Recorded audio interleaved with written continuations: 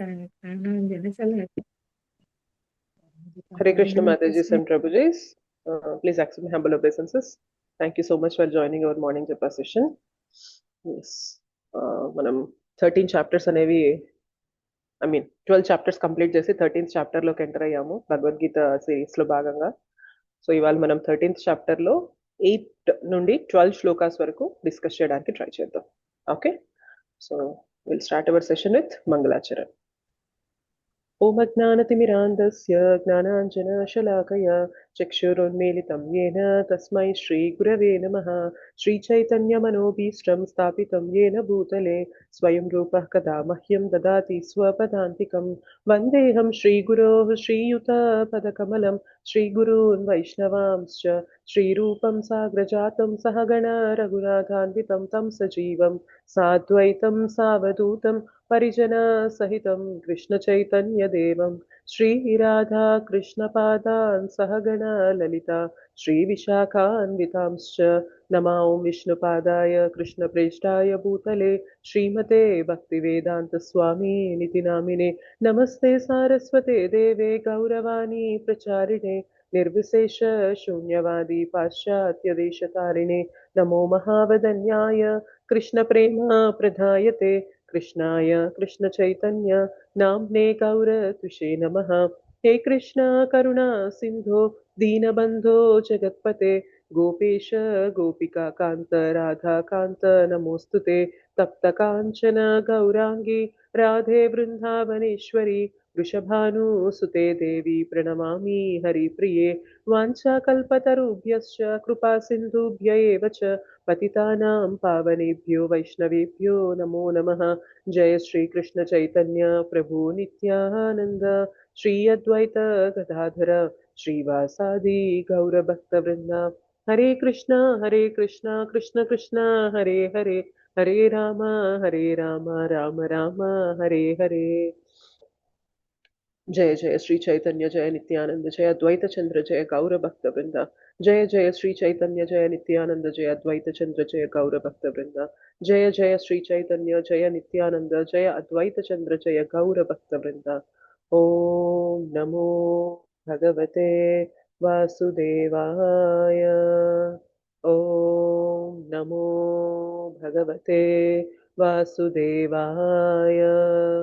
ओम नमो भगवते वासुदेवाय. मुखं करोति वाचालं पंगुं लंघयते गिरिं यत्कृपातमहं वन्दे श्रीगुरुं दीनतारिणं परमानन्दमाधवं श्रीचैतन्य ईश्वरम्. श्री श्री राधा मदन मोहन जी की जय. श्री श्री गौर निताय की जय. श्री श्री जगन्नाथ बलदेव सुभद्रा मैया की जय. जगत गुरु पतित पावन श्रील प्रभुपाद की जय. श्रील गुरुदेव की जय. अनंत कोटि वैष्णव वृंद की जय. समावेत गौर भक्त वृंद की जय. कलयुग पावन हरिनाम संकीर्तन की जय. श्रीमद् भगवद गीता की जय. निताय गौर प्रेमानंदे हरि हरि बोल.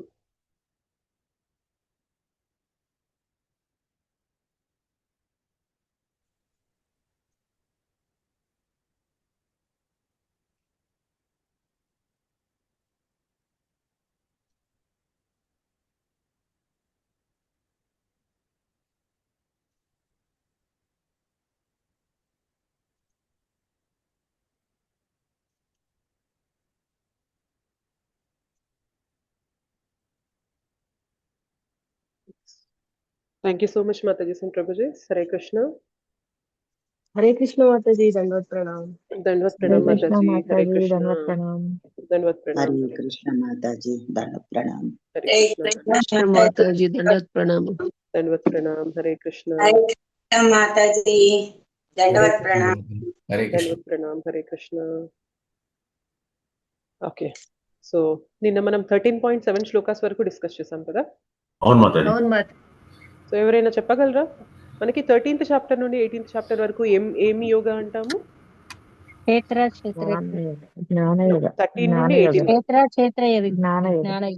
జ్ఞాన యోగం అంటారు. ఓకే, సో ఫస్ట్ 6 చాప్టర్స్ వచ్చేసి మనకి భక్తి యోగ, మధ్యలో ఉన్న 6 చాప్టర్స్ వచ్చేసి ఫస్ట్ 6 చాప్టర్స్ కర్మయోగ, మధ్యలో 6 చాప్టర్స్ భక్తి యోగ, లాస్ట్ లో 6 చాప్టర్స్ వచ్చేసి జ్ఞాన యోగ అన్నమాట. అయితే ఈ కర్మయోగ కానీ జ్ఞాన యోగ కానీ అంటే మీకు క్వశ్చన్ రావచ్చు, ఎందుకు అసలు ఇవి చెప్పాల్సిన అవసరం ఏంటి? సింపుల్ గా భక్తినే ప్రెజెంట్ చేసేయచ్చు కదా. ఫైనల్ గా మనం చేయాల్సింది ఏంటి? భక్తినే కదా. అవునా కదా ఎస్ చెప్పండి. మాత ఎస్ మాతాజీ. అయితే ఈ భక్తికి కావాల్సిన జ్ఞానం అనేది కర్మయోగ పద్ధతిలో భక్తిలో రావడానికి ఇచ్చే జ్ఞానం అనేది కర్మయోగాలో ఇచ్చారు. జ్ఞానయోగ పద్ధతి ద్వారా కూడా భక్తి వైపు తీసుకురావడానికి జ్ఞానం అనేది జ్ఞానయోగాలో ఇచ్చారనమాట. సో ఫైనల్ గా అల్టిమేట్ గా కృష్ణస్ ఇంటెన్షన్ ఏంటి అంటే ఈ మార్గంలో వచ్చినా ఈ మార్గంలో వచ్చినా మీరు ఫైనల్ గా భక్తిలోకి వచ్చేలాంటి జ్ఞానం అనేది భగవద్గీతలో మనకి తెలిపారనమాట. సో ఈ జ్ఞానయోగ కూడా ఎలా చెప్తారంటే కంప్లీట్ అన్ని డీటెయిల్స్ జ్ఞానయోగ రిలేటెడ్ ఉండవు, కానీ ఏదైతే మనకి భక్తికి ఉపయోగపడుతుందో జ్ఞానం అనేది దానికి సంబంధించిన డీటెయిల్స్ అంతా కూడా మనకి జ్ఞానయోగ చాప్టర్స్ లో ఇవ్వడం అనేది జరిగింది. ఓకేనా? అండ్ ఈ జ్ఞానయోగ చాప్టర్స్ అనేవి కొంచెం టఫ్ గా ఉంటాయి. మనకి కర్మయోగ జ్ఞానయోగ కొంచెం ఎంతైనా కష్టం అనిపిస్తాయి అనమాట. మీరు అబ్జర్వ్ చేశారా? భక్తి యోగ చాలా సునాయాసంగా ఉంటది అనమాట, చాలా మనసుకి దగ్గరగా ఫ్రీగా అనిపిస్తుంది. ఓకే, ఇందులో పెద్ద క్లిష్టమైనది ఏం లేదు. సింపుల్ గా నేను దాన్ని కృష్ణ యొక్క తత్వం అనేది, కృష్ణ యొక్క పాస్ట్ టైమ్స్ అనేవి, కృష్ణ యొక్క శక్తులు అనేవి, ఇవన్నీ నేను భక్తి యోగ ద్వారా అర్థం చేసేసుకుంటున్నప్పుడు మనకి చాలా ఈజీగా ఉంటది కనెక్ట్ అవ్వడానికి. కానీ కర్మయోగ కానీ జ్ఞానయోగ కానీ తీసుకుంటే కొంచెం కష్టం అనిపిస్తుంది. మీకు అనిపించిందా? అట్లీస్ట్ నాకైతే అనిపించింది అలా. అవును ఎస్ మాతాజీ. మాత భక్తి ఎస్ యోగంలో అయితే మాతాజీ. ఊరికే భగవంతుడి గురించి తెలుసుకోవడము, అలా ఆయన యొక్క గొప్పతనము అవంతా ఎగ్జాక్ట్లీ, తెలుసుకోవడం కాబట్టి అంత అది మనకి కష్టం చాలా లేదు. కానీ ఆ, ఈ మన మన నేచర్ కి జ్ఞానయోగం దగ్గరగా అనిపిస్తుంది అనమాట అది. ఈ జ్ఞానయోగం మాత్రం చాలా కష్టంగా ఉంది మాతాజీ. కష్టంగా ఉంటది అనమాట. బట్ పర్వాలేదు. అంటే మనం సింపుల్ గా అంటే శ్రీల ప్రభుపాదుల వారు ఏం చేశారంటే ఈ పర్పోర్ట్స్ భాష్యాలన్నిట్లో కూడా భక్తికి అనుగుణంగా మార్చిచ్చారనమాట. కర్మయోగ కానీ జ్ఞానయోగ కానీ ఏ చాప్టర్స్ తీసుకున్నా కానీ అవి కర్మయోగ లెవెల్లో ఒక లెవెల్లో డిస్కస్ చేయొచ్చు, జ్ఞానయోగ లెవెల్లో ఒక లెవెల్లో డిస్కస్ చేయొచ్చు. కానీ శ్రీల ప్రభుపాదుల వారు మనకి భాష్యాలు ఎలా ఇచ్చారంటే ఈ రెండింటిని భక్తికి కనెక్ట్ చేస్తూ మనకి పర్పోర్ట్స్ భాష్యాలు అనేవి ఇచ్చారనమాట. సో అలా చూసుకున్నప్పుడు మనకి జ్ఞానయోగ చాప్టర్స్ కొంచెం కష్టమైనా కానీ భక్తిని జోడిస్తూ చెప్తున్నారు కాబట్టి వాటిని మనం కొంచెం సులభంగానే అర్థం చేసుకోవచ్చు. ఓకేనా? కర్మయోగం కూడా కొంచెం పర్వాలేదు మాతాజీ. కొద్దిగా భక్తి జ్ఞానయోగం కన్నా కొంచెం సులభంగానే అర్థం చేసుకోవచ్చు. కానీ ఈ జ్ఞానయోగం మాత్రము చాలా కష్టంగా ఉంది కొంచెం మాతాజీ. కష్టంగానే ఉంటాయి. మరి 13th చాప్టర్ ఇంకా కష్టంగా ఉంటుంది. ఎస్.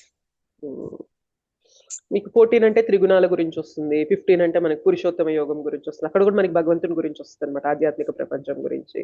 తర్వాత దైవాసుర గుణాల గురించి వస్తుంది. అట్లా అవి కొంచెం పర్లేదు, కానీ 13th చాప్టర్ కొంచెం బాగా టెక్నికల్ గా ఉంటది అనమాట. పర్లేదు, కొంచెం మనం సింపుల్ గా డిస్కస్ చేయడానికి ప్రయత్నం చేద్దాం. ఇవాళ క్లాస్ లో మనకేంటి అంటే 13.8 నుంచి 13.12 వరకు ఈ 4 శ్లోకాస్ కలిపి మనకి ఒక సాధువుకి ఉండవలసిన గుణాలు ఏంటి అనేది చెప్తారు. అంటే జ్ఞానంతో ఉన్న వ్యక్తికి ఎటువంటి గుణాలు ఉంటాయి అనేది భగవంతుడు ఇక్కడ చెప్తున్నారు అనమాట.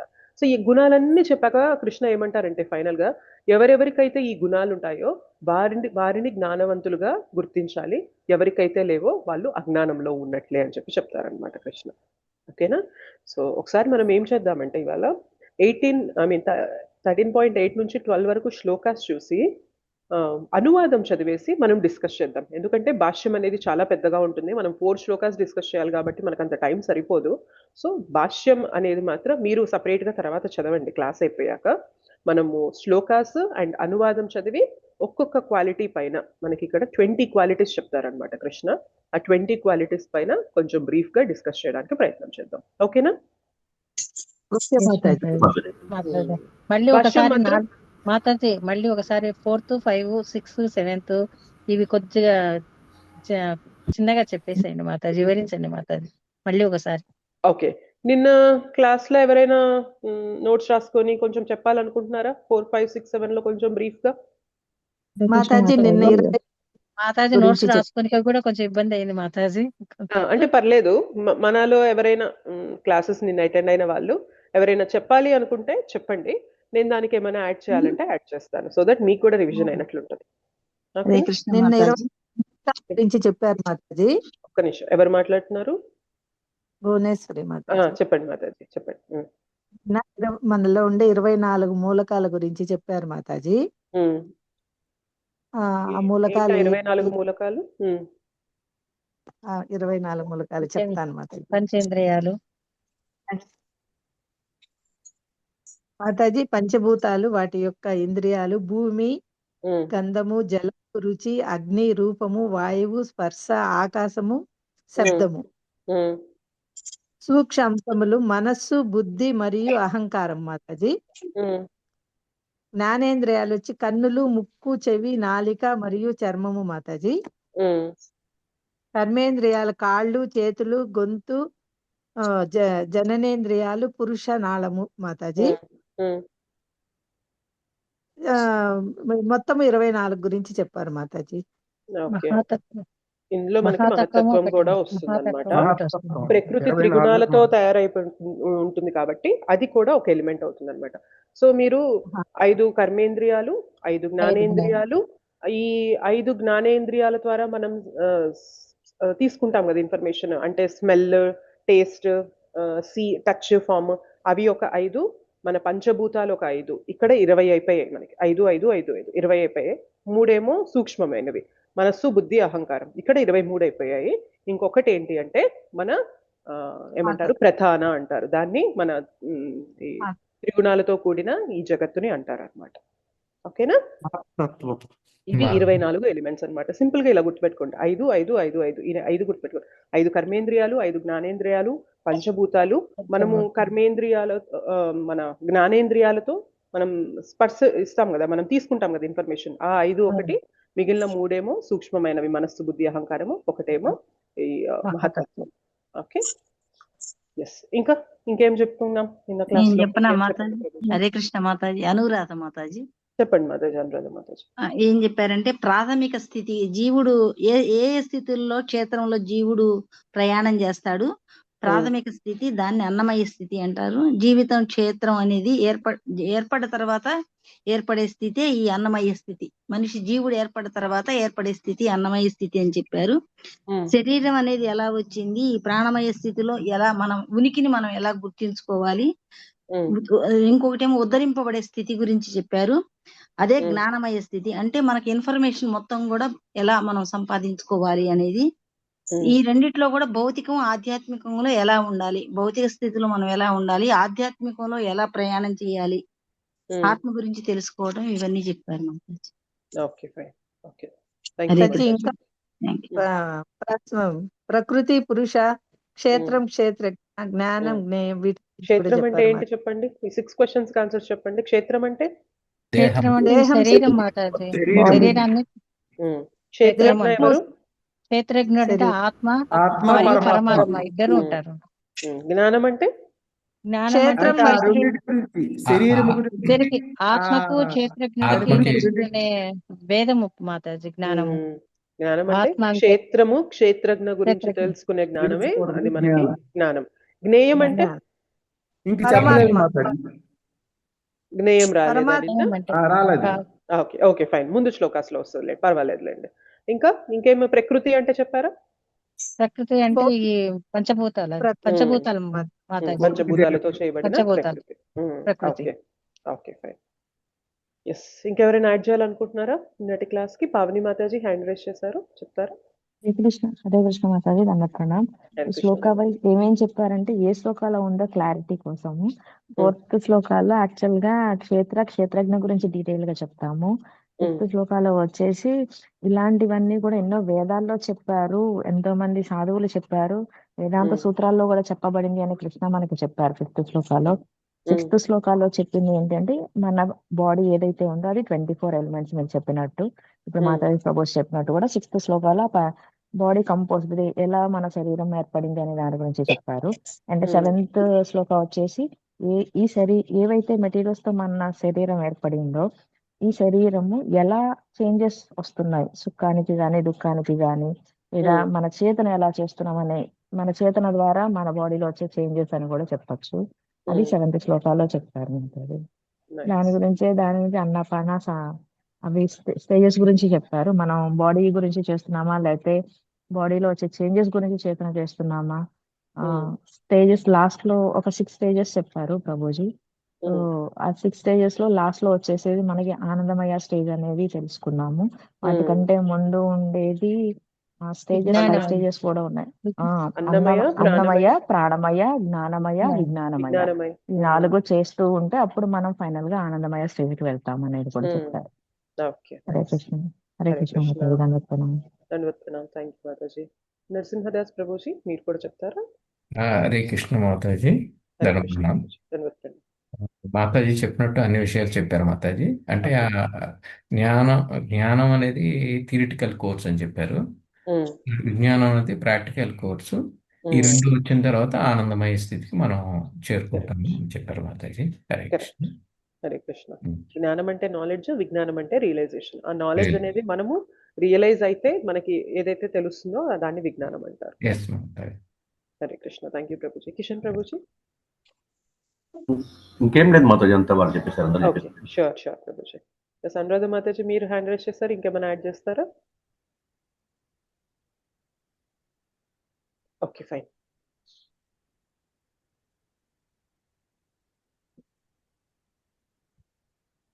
ఇవాళ శ్లోక చూద్దాం మనం.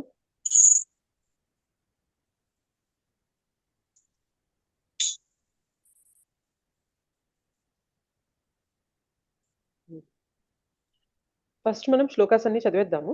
ఆ తర్వాత అనువాదం మొత్తం చదివాక ఒక్కొక్క గుణం పైన మనం డిస్కస్ చేద్దాం. అమానిత్వమదంబిత్వం అమానిత్వం అదంబిత్వం అహింసా క్షాంతిరార్జవం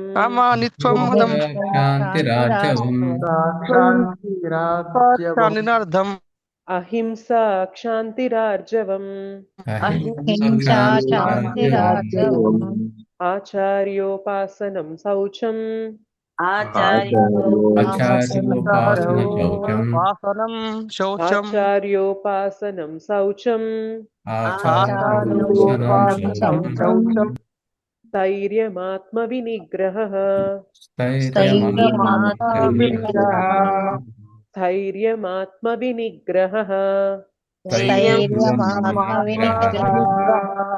అమానిత్వమదంబిత్వం అహింసా క్షాంతిరార్జవం ఆచార్యోపాసనం శౌచం స్థైర్యం ఆత్మ వినిగ్రహః అమానిత్వమదంబిత్వం అహింసా క్షాంతిరార్జవం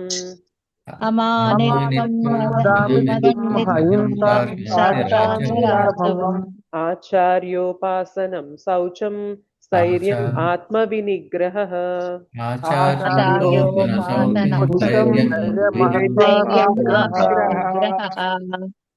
నెక్స్ట్ శ్లోక చూద్దాం. 9th the. ఇంద్రియార్థేషు వైరాగ్యం ఇంద్రియార్థేషు వైరాగ్యం అనహంకార ఏవ చ అనహంకార ఏవ చ జన్మ మృత్యుజరా వ్యాధి జన్మ మృత్యుజరా వ్యాధి దుఃఖ దోషానుదర్శనం దుఃఖ దోషానుదర్శనం ఇంద్రియార్థేషు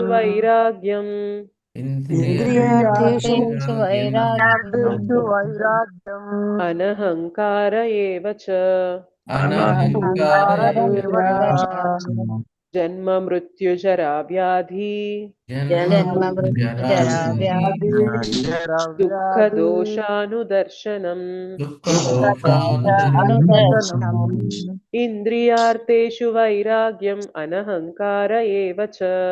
ఇంద్రియార్థేషు వైరాగ్యం అనహంకార ఏవ చ జన్మ మృత్యుజరా వ్యాధి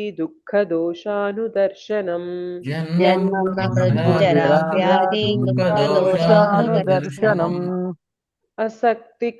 అసక్తిరణభిష్వగ్నః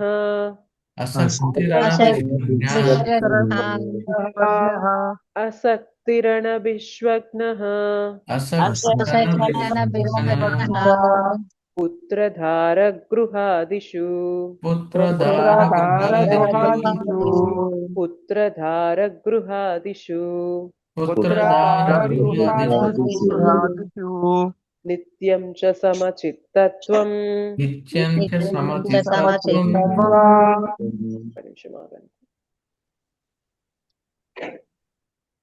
నిత్యం చ సమచిత్తత్వ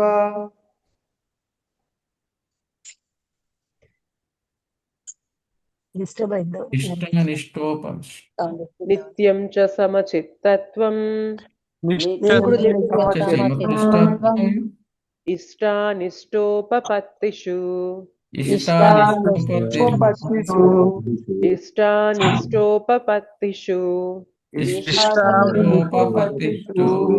ఆసక్తికరణ విశ్వజ్ఞః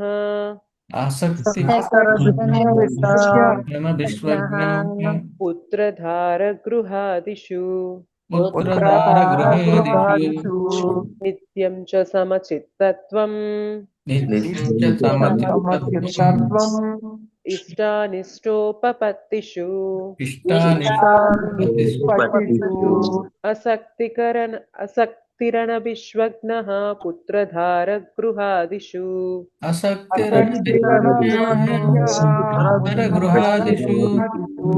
నిత్యం చ సమచిత్తత్వం ఇష్టానిష్టోపపత్తిషు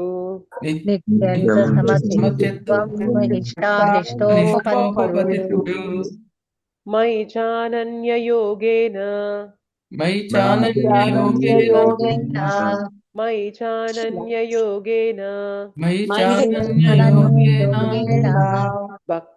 భక్తిరవ్యభిచారిణి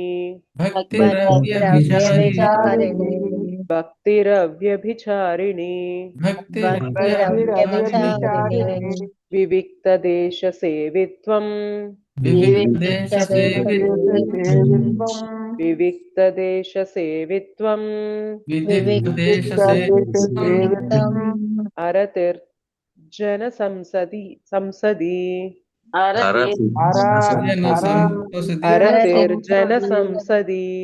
మయి చానన్యయోగేన భక్తిరవ్యభిచారిణి వివిక్తదేశ సేవిత్వం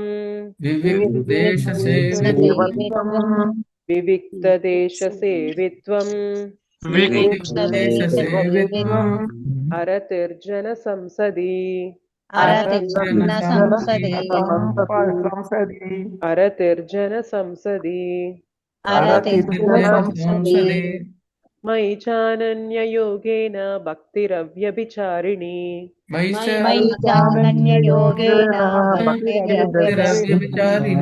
వివిక్తదేశ సేవిత్వం అరతిర్జన సంసది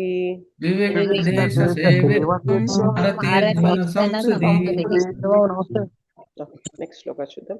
అధ్యాత్మ జ్ఞాన నిత్యత్వం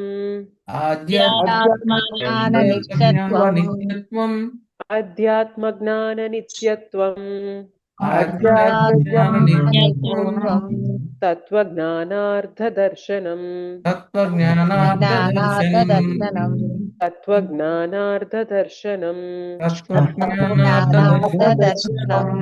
ఏతజ్ఞానమితి ప్రోక్తం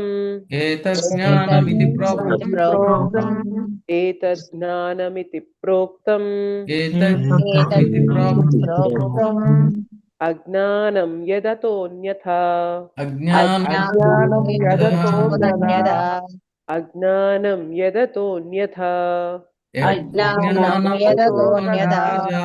అధ్యాత్మ జ్ఞాన నిత్యత్వం తత్వజ్ఞానార్థదర్శనం ఏతజ్ఞానమితి ప్రోక్తం అజ్ఞానం యతతోన్యథా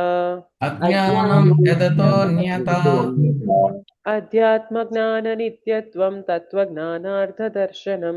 ఆధ్యాత్మ జ్ఞాన నిత్యత్వం తత్వజ్ఞానార్థదర్శనం. ఏతజ్ఞానమితి ప్రోక్తమజ్ఞానం యతతోన్యథా. ఏతజ్ఞానమితి ప్రోక్తం అజ్ఞాన యతతోన్యథా.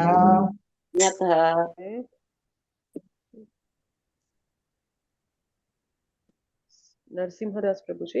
హరే కృష్ణ మాతాజీ. హరే కృష్ణ ప్రభుజీ. అనువాదం చదువుతారా ప్రభుజీ? ఓకే మరి అనువాదం. హరే కృష్ణ మాతాజీ. అనువాదం. వినమ్రత, గర్వరాహిత్యము, అహింస, సహనము, సరళత్వము, ప్రామాణికుడైన ఆధ్యాత్మికాచార్యుని ఆశ్రయించి సేవించుట, శౌచము, స్థిరత్వము, ఆత్మనిగ్రహణము, ఇంద్రియార్థముల పరిత్యాగము, అహంకార రాహిత్యము, జన్మ మృత్యు జరా వ్యాధుల దోషములను గుర్తించుట, అనాసక్తి, బిడ్డలు, భార్య, గృహము మున్నగు బంధముల నుండి విముక్తి, సుఖదుఖ సమయములందు సమానత్వమును, నా యందు నిత్యమగు అనన్యమైన భక్తి, నిర్జన ప్రదేశమున నివసించవలనని కోరిక, సామాన్య జన సమూహమునందు అనాసక్తి, ఆత్మానుభూతి ప్రాముఖ్యమును అంగీకరించుట, పరతత్వము యొక్క తాత్వికాన్వేషణము అననియును జ్ఞానమని నేను ప్రకటించుతున్నాను.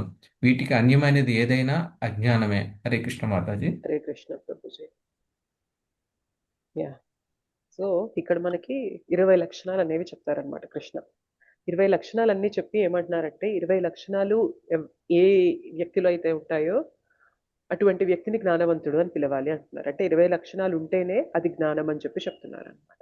సో దీన్ని మనం ఎలా అర్థం చేసుకోవచ్చు అంటే, జ్ఞానం ఉన్న వారికి ఈ 20 లక్షణాలు అనేవి ఉంటాయి, లేదు 20 లక్షణాలు అనేవి పెంపొందించుకుంటే మనము జ్ఞానవంతులం అవుతాం. 2 విధాలుగా అర్థం చేసుకోవచ్చు. ఓకే, ఒక వ్యక్తికి జ్ఞానవంతుడు అనుకుంటే ఖచ్చితంగా ఆయనలో 20 లక్షణాలు అనేవి కనిపిస్తాయి అన్నమాట. లేదు నాకు జ్ఞానం వైపు నేను పయనించాలి అనుకునే వ్యక్తి ఈ 20 లక్షణాలు అనేవి అలవర్చుకోవాలి, అవి హ్యాబిట్యుయేట్ చేసుకోవాలి. అలవర్చుకుంటే అతను జ్ఞానవంతుడైనట్టుగా మనము గుర్తించవచ్చు అనమాట. ఓకే, ఇవి కాకుండా మిగిలిందంతా కూడా అజ్ఞానం అని కృష్ణ చెప్తున్నారు. ఓకే, సో 20 లక్షణాలు అనేవి మనకి ఏమంటారంటే 20 లక్షణాల్లో జ్ఞానులకి భక్తులకి కూడా ఈ లక్షణాలు అనేవి వర్తిస్తాయి. ఇది మనం ఏ యోగంలో ఉన్నాం ఇప్పుడు? ఏం చాప్టర్ డిస్కస్ చేస్తున్నాం? జ్ఞానయోగ చాప్టర్ కదా. సో జనరల్ గా ఇక్కడ లక్షణాలు చెప్పినప్పుడు మనకి డౌట్ వస్తుంది, అంటే ఇది జ్ఞానయోగులకు ఉండాల్సిన లక్షణాలా, భక్తి యోగుల గురించి చెప్తున్నారా, ఎవరికి ఉండాల్సిన లక్షణాలు అని డౌట్ వస్తుంది కదా.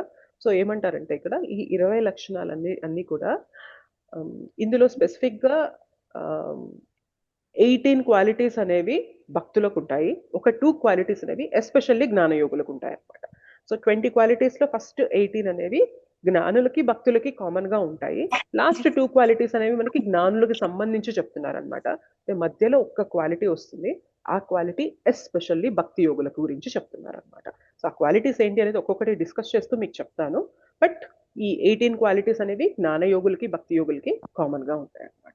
ఓకే, సో ఈ క్వాలిటీస్ మనకి కూడా ఇంపార్టెంట్. ఓకే, మనం జ్ఞానయోగ మార్గంలో లేకపోయినా కూడా ఈ క్వాలిటీస్ భక్తులకి కూడా అవసరం అని చెప్పి చెప్తున్నారు కాబట్టి ఇవి మనం కూడా శ్రద్ధగా తెలుసుకొని అలవర్చుకునే ప్రయత్నం చేస్తూ ఉండాలి. ఓకే, ఫస్ట్ చెప్పిన క్వాలిటీ ఏంటి అంటే అమానిత్వం. ఓకే, అమానిత్వం అంటే హ్యూమిలిటీ, వినమ్రత. మానము అంటే తెలుసా మీకు? మానము అంటే మర్యాదని కోరుకోవడం. ఓకే, మర్యాదని కోరుకోవడం. అమానిత్వము అంటే మర్యాద పొందగలిగే స్థితి ఉన్నా, అంటే రెస్పెక్టబుల్ పొజిషన్ లో ఉన్నా కానీ I'm not expecting any respect, అంటే నేను మర్యాదని స్వీకరించాలి అని తపన అనేది లేకుండా ఉండడం అన్నమాట. దాన్ని అమానిత్వం అని అంటారు. ఓకే, దీన్ని సింపుల్ గా చెప్పాలంటే హ్యూమిలిటీ, వినమ్రత. ఓకే, మనకి శ్రీ చైతన్య మహాప్రభు శిక్షాష్టకం చెప్తూ ఒక 3 క్వాలిటీస్ అనేవి ఖచ్చితంగా ఉండాలి సదా హరినామం చేయడానికి అని చెప్తారు. ఏంటా 3 క్వాలిటీస్ చెప్పండి?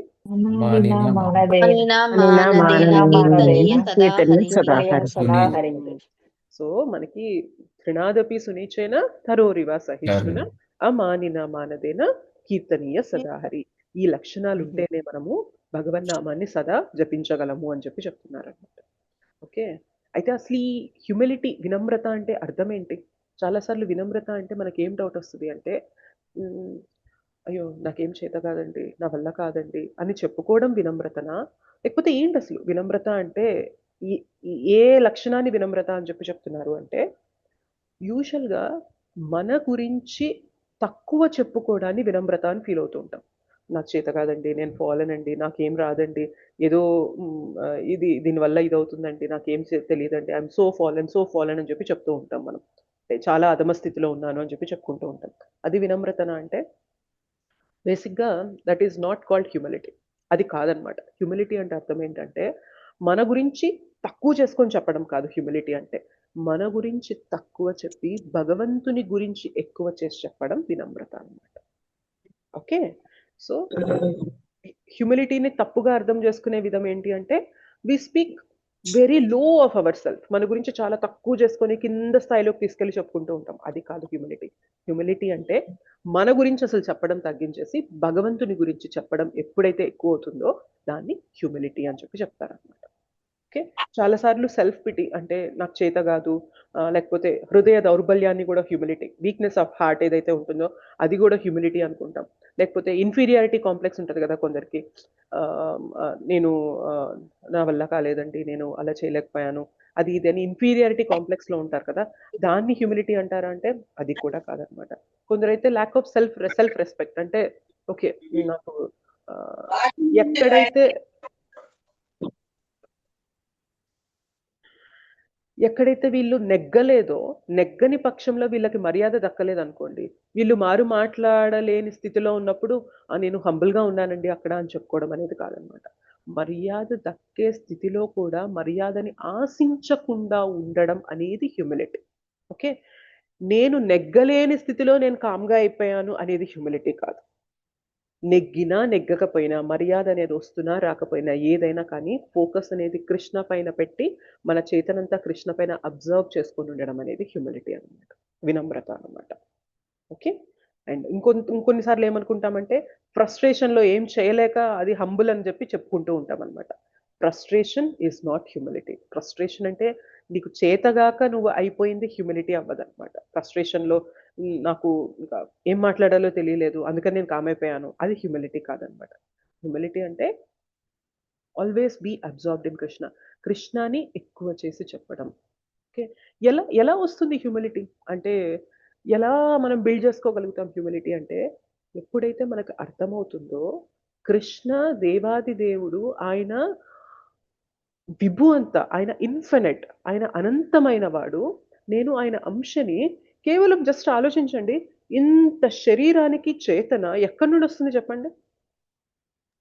భగవంతుడు ఇవ్వడం వల్ల మాతాజీ, మళ్ళీ లోపల ఆత్మ పరమాత్మ ఉండడం వల్ల. భగవంతుడు. లోపల ఉన్న పరమాత్మ నుంచి పరమాత్మ ఆత్మ ఆత్మకు యొక్క చైతన్యం ఉనికి వస్తుంది. ఉంది కాబట్టి ఇంత శరీరానికి చైతన్యం ఉంది. ఆత్మ ఎవరి అంశ? భగవంతుని పరమాత్మని అంశ. భగవంతుని భగవంతుని అంశ.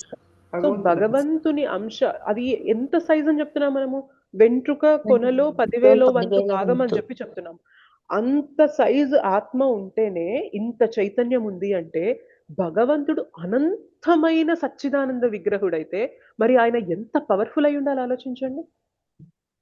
అనంతం, మనకి ఇన్ఫినిటీ. మనం ఇంత వెంట్రుక కొనలో 10,000 వంతు భాగంలో ఉన్న ఆత్మ ఈ శరీరంలో ప్రవేశిస్తేనే ఇంత చైతన్యం, ఇంత చేయగలుగుతున్నామంటే భగవంతుడు ఇంకెంత చేస్తున్నారు, ఎంత చైతన్యవంతుడు, ఎంత గొప్పవారు, ఎంత శక్తివంతుడు అనేది మనం అసలు అంచనా వేయగలమా?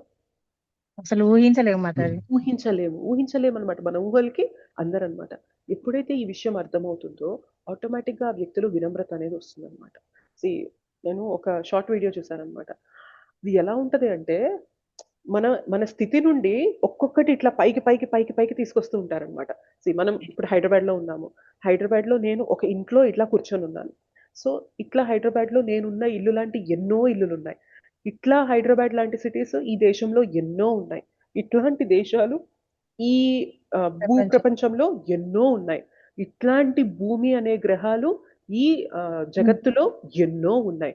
సో ఇట్లా మనం పైకి పైకి పైకి పైకి పైకి పైకి వెళ్తూ ఉంటే అసలు మన పొజిషన్ ఏంటి ఆలోచించండి. అసలు ఏ మాత్రమైన లెక్కలోకి వస్తామా మనము? అసలు రాము. రామ్. రామ్ మాతాజీ అసలు కానీ మనకి ఎంత ప్రైడ్, ఎంత గర్వం అనేది ఉంటది అంటే, ఏదన్నా చేస్తే అది నా వల్లనే అయింది, ఏదన్నా చేస్తే అది నా గొప్పతనం వల్లనే అయింది అని చెప్పి మనము చాలా ఇదవుతూ ఉంటాం. అండ్ దాంతో మనం ఏం ఆశిస్తూ ఉంటామంటే మర్యాద, ఎక్స్పెక్ట్ చేస్తూ ఉంటాం అనమాట. నాకు మర్యాద కావాలి, నన్ను అందరూ గుర్తించాలి, నేను గ్రేట్ అని పొగడాలి అని చెప్పి మనము తాపత్రయపడుతూ ఉంటాం అనమాట. కానీ ఎవరికైతే ఈ జ్ఞానం ఉందో, అసలు నా పరిస్థితి ఏంటి, నా గతి ఏంటి, నేను ఎంతటి ఏమాత్రపు దాన్ని అని చెప్పి మనకు అర్థమైంది అంటే, భగవంతుని గొప్పతనము అండ్ మన యొక్క హెల్ప్లెస్నెస్, మన యొక్క చేతగానితనం మనకు అర్థమైందంటే, ఆటోమేటిక్గా ఆ వ్యక్తిలో హ్యూమిలిటీ అనేది డెవలప్ అయిపోతుంది అనమాట. నా గురించి మాట్లాడుకోవడం అనేది తగ్గించేసి మనం భగవంతుని గురించి మాట్లాడుకోవాలి అనేది డెవలప్ అయిపోతుంది అనమాట.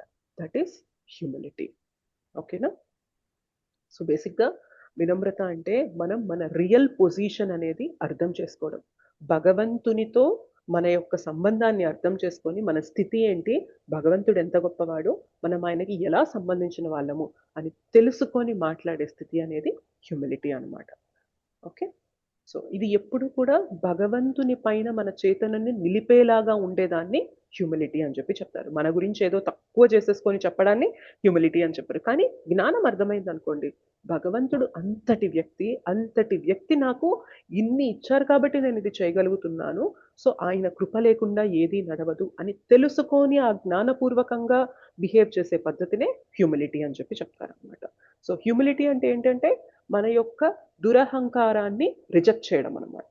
దురహంకారం అంటే ఏంటి, నేను ఇంతటి దాన్ని, నేను అంతటి దాన్ని, నేను ఇంత గొప్పగా చేయగలుగుతున్నా, నాకు ఆ స్కిల్స్ ఉన్నాయి, నాకు ఆ టాలెంట్స్ ఉన్నాయని చెప్పి మనం చాలా భ్రమలో బ్రతుకుతూ ఉంటాం అనమాట.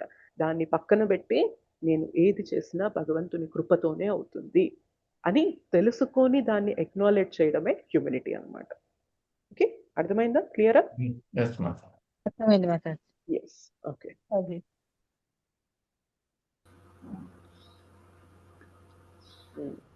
నెక్స్ట్ క్వాలిటీ ఏంటి అంటే అమానిత్వం అయిపోయింది. అదంబిత్వం. అదంబిత్వం అంటే దంభ అంటే ప్రైడ్ అన్నమాట, గర్వం. అదంబిత్వం అంటే ఆ గర్వం అనేది లేకుండా ఉండడం అన్నమాట, ప్రైడ్లెస్నెస్ అంటారనమాట. గర్వరాహిత్యంగా ఉండడం అనేది అదంబిత్వం. సో ఈ హ్యూమిలిటీ ఇందాక మనం డిస్కస్ చేసుకున్న వినయము, ఈ గర్వం అనేది రిలేటెడ్ అన్నమాట. వినయం ఉన్న వ్యక్తిలో గర్వం అనేది ఉండదు, గర్వం లేదు అంటే వినయం అనేది ఆటోమేటిక్గా వస్తుంది. ఈ రెండు ఉండాలి అంటే ఆయనకి మనకి మన పొజిషన్ అనేది అర్థం అవ్వాలన్నమాట. మనం ఏ స్థితిలో ఉన్నాము, మనం అసలు మన రియాలిటీ ఏంటి, ఈ శరీరము, ఈ శరీరానికి ఉన్న స్కిల్స్ టాలెంట్స్ మనవి, లేకపోతే ఈ శరీరానికి ఉన్న డెసిగ్నేషన్స్, ఉపాధులు మనవి అనుకున్నప్పుడు మనము అమానిత్వం, అదంబిత్వాన్ని చూపించలేమన్నమాట. కానీ ఎప్పుడైతే అర్థమవుతుందో మనం ఆత్మ, మనం భగవంతుని అంశలం, భగవంతుని యొక్క దాసానుదాసులం అని అర్థమైంది అనుకోండి, అప్పుడు మనకి ఆటోమేటిక్గా వినయం అండ్ అదంబిత్వం అనేది వచ్చేస్తుంది అన్నమాట. ఓకేనా?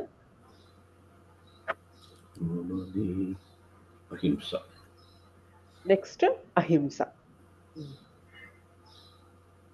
అహింస అంటే ఇప్పుడు జనరల్గా అహింస అంటే ఏం చెప్తాం చెప్పండి, వేరే జీవుల్ని హింసించకూడదు అని చెప్పి మనం అనుకుంటాం. సో ఇది కూడా ఒక జ్ఞానం యొక్క అంశంగా చెప్తున్నారు. అయితే ప్రాణుల్ని హింసించకూడదు అంటే కేవలం మన యొక్క చేతలతో మాత్రమే కాదు, మన యొక్క మాటలతో, మన యొక్క ప్రవర్తనతో కూడా వస్తుంది అన్నమాట. సో జనరల్గా మనకి నో మీట్ ఈటింగ్ అని చెప్పి చెప్తాం కదా 4 రెగ్యులేటివ్ ప్రిన్సిపల్స్లో. నో మీట్ ఈటింగ్ అంటే ఏమనుకుంటామంటే జనరల్గా మనం ఏ ప్రాణిని చంపకూడదు, ఓకే, మన యొక్క స్వలాభం కోసం ఏ ప్రాణిని చంపకూడదు, సో అది నో మీట్ ఈటింగ్ కిందకు వస్తుంది, మాంసాహార భక్షణం చేయకూడదు అని అనుకుంటాం. కానీ దీని వెనక సూక్ష్మంగా ఇంకొక ఇది కూడా దాగుందనమాట తత్వం. ఏంటి అంటే అసలు ఎందుకు ఇది చేస్తున్నామంటే దయతో చేస్తున్నాం అనమాట. సో దయ అనేది ఉందనుకోండి, ఫిజికల్గా చంపడము, ఫిజికల్గా ఇబ్బంది పెట్టడం మాత్రమే కాదు, దయతో ఉన్న వ్యక్తి మానసికంగా కూడా ఇబ్బంది పెట్టరు, ఏ విధంగా కూడా ఇతర జీవులకి ఇబ్బంది అనేది పెట్టకూడదు అనమాట. సో ఇదంతా కలిపి ఫిజికల్గా, మానసికంగా, అంటే ఫిజికల్ అండ్ మెంటల్గా రెండు కలిపిన దాన్ని మనము నాన్ వైలెన్స్ అని చెప్పి చెప్తామన్నమాట. మనం మాంసభక్షణ చేయడం లేదు, కానీ మన మాటలు చాలా కటువుగా ఉన్నాయి, ఇబ్బంది పెడుతున్నాయి అంటే మాత్రం మనం వైలెన్స్ అనేది చేసేస్తున్నట్లే అన్నమాట, గుర్తుపెట్టుకోవాలి. సో మనలో వైష్ణవ గుణాలు అనేవి పెరుగుతూ ఉంటే ఏమవుతుంది అంటే, తర్వాత చెప్తాను నేను ముందుకెళ్ళే కొద్దీ. మనం భక్తి చేసే కొద్దీ ఏమవుతూ ఉంటుందంటే ఆటోమేటిక్గా ఈ క్వాలిటీస్ అనేవి డెవలప్ అయిపోతూ ఉంటాయి అన్నమాట. మనకి అర్థమైపోతుంది అనమాట. అరే ఇలా మాట్లాడితే ఎలా, నాకు ఓకే నాలుక అనేది దురుస్తనం ఉన్నది మనకి, కానీ మెల్లగా దాన్ని కంట్రోల్ చేసుకోవాలి. కృష్ణ ప్రీతి చెందుతాడా నేను ఇలా మాట్లాడితే? వేరే జీవుల్ని ఇబ్బంది పెడితే ప్రీతి చెందుతారా? సో అవ్వరు కదా అని చెప్పి మనం జాగ్రత్తగా నడుచుకోవడం అనేది మొదలు పెడతాం అనమాట. నాన్ వైలెన్స్ అనేది రెండిటికి వర్తిస్తుంది. మరి అర్జున నాన్ వైలెన్స్ చేశారా, వైలెన్స్ చేశారా యుద్ధంలో? హింస చేశారా, అహింస చేశారా? నాన్ వైలెన్స్ అహింస చేసి యుద్ధం హింసనే చేసి హింసనే చేశారు కానీ చేస్తారు కృష్ణ ఆదేశాలు తీసుకుని చేశారు కాబట్టి కర్మరాహిత్యం. ఎగ్జాక్ట్లీ. సో ధర్మాచరణ కోసం చేసే హింస కూడా అహింస అయిపోతుంది అనమాట. వెన్ సిచ్యుయేషన్ కమ్స్, ఎప్పుడైనా కానీ పరిస్థితులు ఎట్లా వస్తాయంటే అవి ఇంకా హింస మార్గాన్ని తీసుకుంటేనే పరిస్థితి చక్కబడుతుంది అనమాట. ధర్మం అనేది నిలబడుతుంది అనమాట. లేదు మాటలతో చెప్పి చూద్దాము, మనము మెల్లగా కన్వే చేద్దాము, కాంప్రమైజ్ కొద్దాము అనుకున్న కొద్దీ ఏమవుతుంది అంటే అధర్మం అనేది పెరిగిపోతూ ఉందనుకోండి, దెన్ మనం చేసే క్వాలిటీస్కి, మనకు ఉండే క్వాలిటీస్కి అర్థం అనేది ఉండదు అనమాట. కానీ ధర్మ సంస్థాపన కోసం హింస మార్గాన్ని తీసుకున్నా కూడా అది అహింస కిందకే వస్తుంది అనమాట. సో చాలాసార్లు ఏమని అర్థం చేసుకుంటారంటే భగవద్గీతని తప్పుగా అర్థం చేసుకుంటారనమాట. అర్జున అహింస చేస్తాను, నేను వైరాగ్యం తీసుకొని వెళ్ళిపోతానంటే కృష్ణనే హింస చేయమన్నాడు, సో భగవద్గీత అదే చెప్తుంది మనకి, హింస చేయమని చెప్తుంది అని అనుకుంటూ ఉంటారు. భగవద్గీత హింస చేయమని చెప్తుందా? అదా మనకి చెప్తుంది భగవద్గీత? భగవద్గీత చెప్పేది ఒకటే, ఏంటి అంటే నీ కర్తవ్యము, నీ ధర్మాచరణంకి వచ్చేసరికి నువ్వు అహింస మార్గాన్ని ఫాలో అవ్వు, కానీ అహింసతో పని అవ్వట్లేదు అన్నప్పుడు హింస మార్గాన్ని తీసుకున్నా కూడా ఫైనల్గా అది అహింస కిందకే వస్తుంది. ఎందుకంటే నువ్వు నా ఆదేశాల ప్రకారం ధర్మాన్ని నిలబెట్టడం కోసం చేస్తున్నావు కాబట్టి అందులో ఎటువంటి తప్పు లేదు. అది భగవద్గీత మనకి సూచిస్తుంది. చాలా మందికి అది ఒక తప్పుడు అపోహ ఉంటుందన్నమాట. అర్జున మంచిగా నేను అహింస మార్గాన్ని తీసుకున్నానంటారు, కానీ కృష్ణ వచ్చేసి లేదు నువ్వు యుద్ధం చేయాల్సిందే అని అంటారు. సో భగవద్గీత ఇది మనకి తెలుపుతుంది అంటారు. అది కాదు మనం అర్థం చేసుకోవాల్సింది. అందుకనే శాస్త్రాలు అనేది మనము చదివితే అర్థమయ్యేది కాదనమాట. శాస్త్రాలు మనకి వైష్ణవుల కృపతోనే, ఆచార్యుల కృపతోనే మనకు అర్థమవుతాయి. లేదంటే అదే భగవద్గీతని మనం ప్రభుపాదుల వారి భాష్యాలు లేకుండా మనం చదివామనుకోండి, మనకు అసలు అర్థమయ్యేదా? ఎసెన్స్ అనేది అర్థమయ్యేదా చెప్పండి? అదే మీరా అర్థం కాదనమాట. సో మనకి ఎక్కడ ఏ భావంతో చెప్తున్నారు, ఏ భావంతో మనం దాన్ని తీసుకోవాలనేది మనకి చేత కాదనమాట. ఆచార్యులు భగవంతుడితో బాగా కనెక్ట్ అయి ఉంటారు కాబట్టి భగవంతుడు దీన్ని ఏ కోణంలో చెప్తున్నారు అనేది వాళ్ళకి బాగా అర్థమవుతుంది అనమాట. సో అట్లాంటి వారు మనకు తెలియజేశారనుకోండి, మనకు అర్థమవుతుంది. లేదు ఆచార్యులను మనం బైపాస్ చేసి, గురువుల్ని బైపాస్ చేసి నేను డైరెక్ట్గా కృష్ణ గురించి తెలుసుకుంటానని ప్రయత్నం చేశామనుకోండి, ఏమవుతుంది? మనము కాళ్ళు విరిగి పడిపోతాం అనమాట. మనకు అర్థం కాదు, పూర్తిగా తెలియదు. తెలియదు. అహింస పరమో ధర్మ, ధర్మహింస తదైవ చ అంటారు కదా. ఎగ్జాక్ట్లీ. సో మనము ఎప్పుడు కూడా అందుకనే మనకి గురువు లేని దారి ఏమంటారు? గుడ్డి దారి అంటారు, అవునా కదా? అందుకనే గురువులు ఉండాలన్నమాట మనకి. వాళ్ళు మనకి మార్గం చూపిస్తారు, ఇది కాదు, ఇలా కాదు, నువ్వు అర్థం చేసుకోవాల్సింది ఈ విధంగా అర్థం చేసుకోవాలి అని చెప్పి తెలుపుతారు అనమాట. గురువు లేని విద్య గుడ్డిది మాతాజీ. గురువు లేని విద్య గుడ్డి విద్య అంటారు కదా, అలా అనమాట. ఎస్. నెక్స్ట్ ఏమంటున్నారంటే సహనము అంటే మనకి టాలరెన్స్ కిందకు వస్తుంది అనమాట. సో చాలాసార్లు సహనానికి కూడా మనం తప్పుగా అర్థం చేసుకుంటూ ఉంటాం అనమాట. సహనం అంటే ప్రతిదీ భరించాలా, ప్రతిదీ ఓడ్చుకోవాలా, ఏది చేసినా కానీ మనం తట్టుకొని ఉండాలా, అన్నీ టాలరేట్ చేయాలా అని క్వశ్చన్ వస్తుంది, అవునా కదా? సో మనం ఇప్పుడు ఆధ్యాత్మికంగా ఉన్నాము అంటే ఎవరు ఏది చేసినా మనం మౌనంగా భరిస్తూ వెళ్ళిపోవాలా అని మనకి డౌట్ వస్తూ ఉంటుంది అనమాట. మనం భగవద్గీత చూసినప్పుడే అర్థమవుతుంది అనమాట. భగవంతుడు అర్జున ఎప్పుడైతే చెప్పారో నా ఫ్యామిలీ మెంబర్స్ని చంపాల్సి వస్తుంది, సో వాళ్ళు వెళ్ళిపోతే నాకు కొంచెం కష్టంగా అనిపిస్తుంది అంటే 2:14 శ్లోకాలు మనకేం చెప్పారు? 2వ చాప్టర్ 14వ శ్లోకాలు ఏం చెప్పారు? మాత్రా స్పర్శాస్తు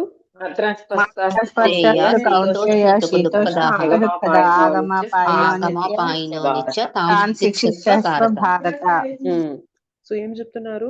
నీ ధర్మ నిర్వహణలో, నీ కర్తవ్య నిర్వహణలో నీకు సుఖ దుఃఖాలు వచ్చినా, లాభ నష్టాలు వచ్చినా, జయాపజయాలు వచ్చినా, శీతోష్ణాలు వచ్చినా, ఏది వచ్చినా కానీ వాటిని సహించు అర్జున అని చెప్పి చెప్తున్నారు.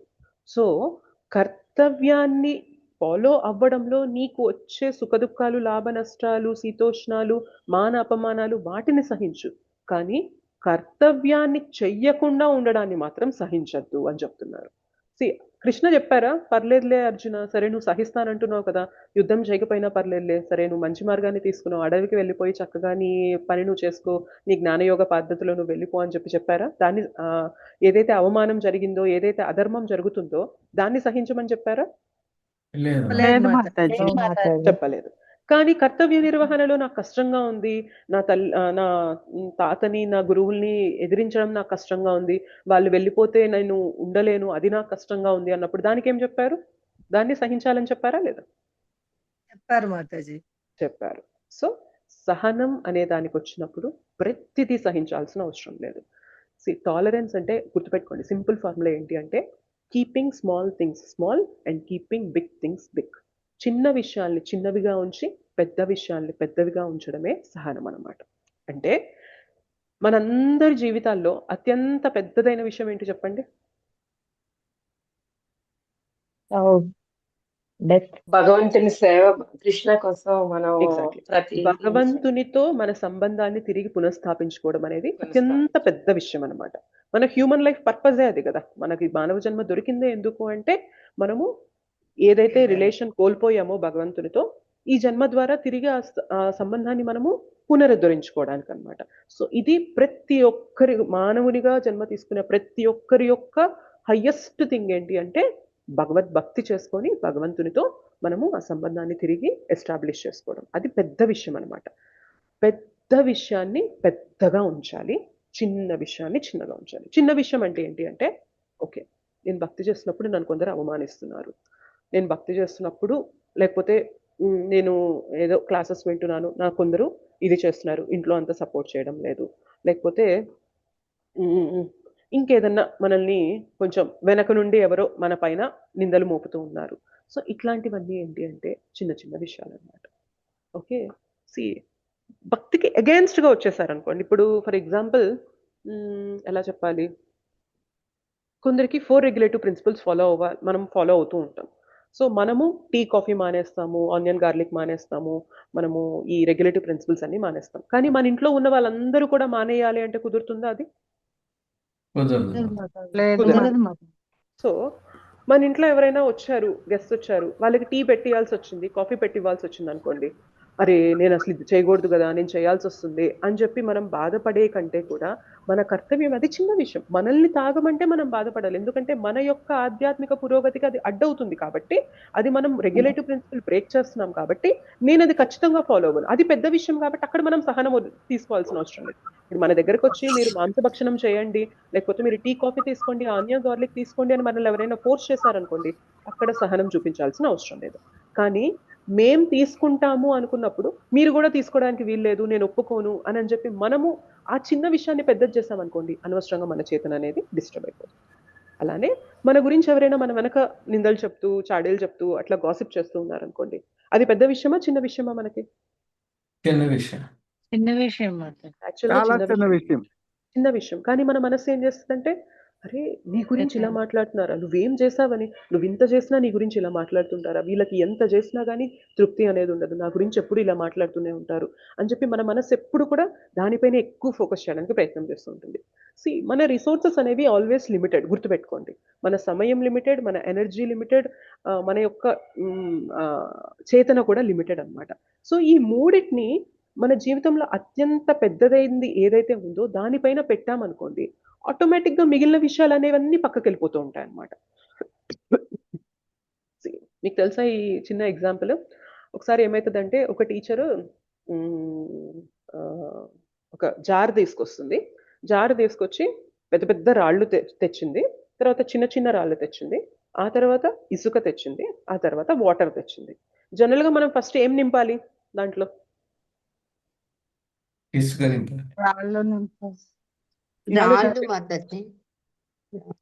యాక్చువల్గా పెద్ద రాళ్ళు ఫస్ట్ నింపామనుకోండి, ఆటోమేటిక్ గా మిగిలినవన్నీ కూడా సెట్ అయిపోతాయి అనమాట. సెట్ అలా కాదు, అయిపోతుంది. ముందు మనం చిన్నరాలని నింపామనుకోండి, పెద్దరాళ్ళు నింపడానికి మనకి ప్లేస్ ఉండదన్నమాట. సో మన మనస్సు కూడా ఏం చేసేస్తుందంటే, పెద్దదైన విషయానికి ఫస్ట్ ప్రయారిటీ ఇవ్వకుండా చిన్న చిన్న విషయాలను పట్టుకొని వేలాడుతూ ఉంటుంది అనమాట. వాళ్ళు నన్ను ఇలా అన్నారు, వాళ్ళు నన్ను అవమానించారు, వీళ్ళు నన్ను పట్టించుకోలేదు, వీళ్ళకి ఎంత చేసినా కానీ రుణం అనేది లేదు, వీళ్ళు నాకు మర్యాద ఇవ్వడం లేదు, వీళ్ళు నాకు అంటే నన్ను లెక్క చేయడం లేదు. ఇట్లాంటి విషయాలు అనేవి చిన్న చిన్న విషయాలు అనమాట. అసలు మనం ఈ శరీరమే కాదు, ఈ మనస్సే కాదు, ఈ బుద్ధి అహంకారం మనం కాదు, మనం ఆత్మ అనేది అర్థమైనప్పుడు ఆత్మస్థరంలో చేయాల్సిన పెద్ద బాధ్యత భగవంతుని భక్తి. అది మనకి చాలా పెద్ద విషయం. మనం ఆత్మ, భగవంతుని భక్తి అనేది పెద్ద విషయం. కానీ మనస్సు ఎప్పుడు కూడా దాన్ని పక్కకి తోసేసి దాన్ని మళ్ళీ చేద్దాం ఆగు, అసలు నీకు విలువ ఇవ్వకపోవడం ఏంటి, నిన్ను పట్టించుకోకపోవడం ఏంటి, నువ్వేం చేసావని నీ పైన చాడీలు చెప్తున్నారు, నీ పైన గాసిప్స్ చేస్తున్నారు, ఇవి అనేది మనకి చాలా ఇంపార్టెంట్ అయిపోతాయి అనమాట. సో దీన్ని ఏంటి అంటే టాలరెన్స్ లేకపోవడం అంటారనమాట. మనకి ఎప్పుడైతే మన జీవిత గమ్యం ఇది అని చెప్పి ఫిక్స్ అయిపోతామో ఆటోమేటిక్గా చిన్న విషయాలు చిన్నవైపోతాయి డియర్ డివోటీస్. చిన్న విషయాలు ఇవాళ మన లైఫ్లో పెద్దవైపోయి మన చేతన అంతా డిస్టర్బ్ అవడానికి కారణం ఏంటి అంటే, మన జీవితంలో మన యొక్క పరమ ఉద్దేశం అనేది మనము ఫిక్స్ అవ్వట్లేదు, తెలుసుకోవట్లేదు, దానికి మనము డిటర్మినేషన్ చూపించి ఆ మార్గంలో ముందుకెళ్ళాలి అని కట్టుబడి ఉండట్లేదు. ఒక్కొక్కసారి మనకు అర్థమవుతుంది ఓకే ఇదే పెద్ద విషయం అని, కానీ ఏమవుతుంది మెల్లగా చిన్నగా జారిపోయి మళ్ళీ మనం ఈ ప్రాపంచిక విషయాల్లో పడిపోతాం. వాళ్ళని పట్టించుకోలేదు, వీళ్ళు అలా అన్నారు, వాళ్ళు ఇలా చేశారు, వీళ్ళది జరిగింది, అది జరిగింది, ఇది జరిగింది అని చెప్పి మనము చిన్న విషయాల్లోకి పడిపోతూ ఉంటాం అనమాట. ఆల్వేస్ మనం గుర్తుపెట్టుకుంటూ ఉండాలి, ఎప్పటికప్పుడు మనస్సు అలా చిన్న చిన్న విషయాలు కిందకి వెళ్ళిపోయి చేతన డిస్టర్బ్ అవుతున్న ప్రతిసారి కూడా మనస్సుని లాక్కొచ్చి నా పెద్ద విషయం, నా హయ్యెస్ట్ థింగ్ భక్తి చేయడం.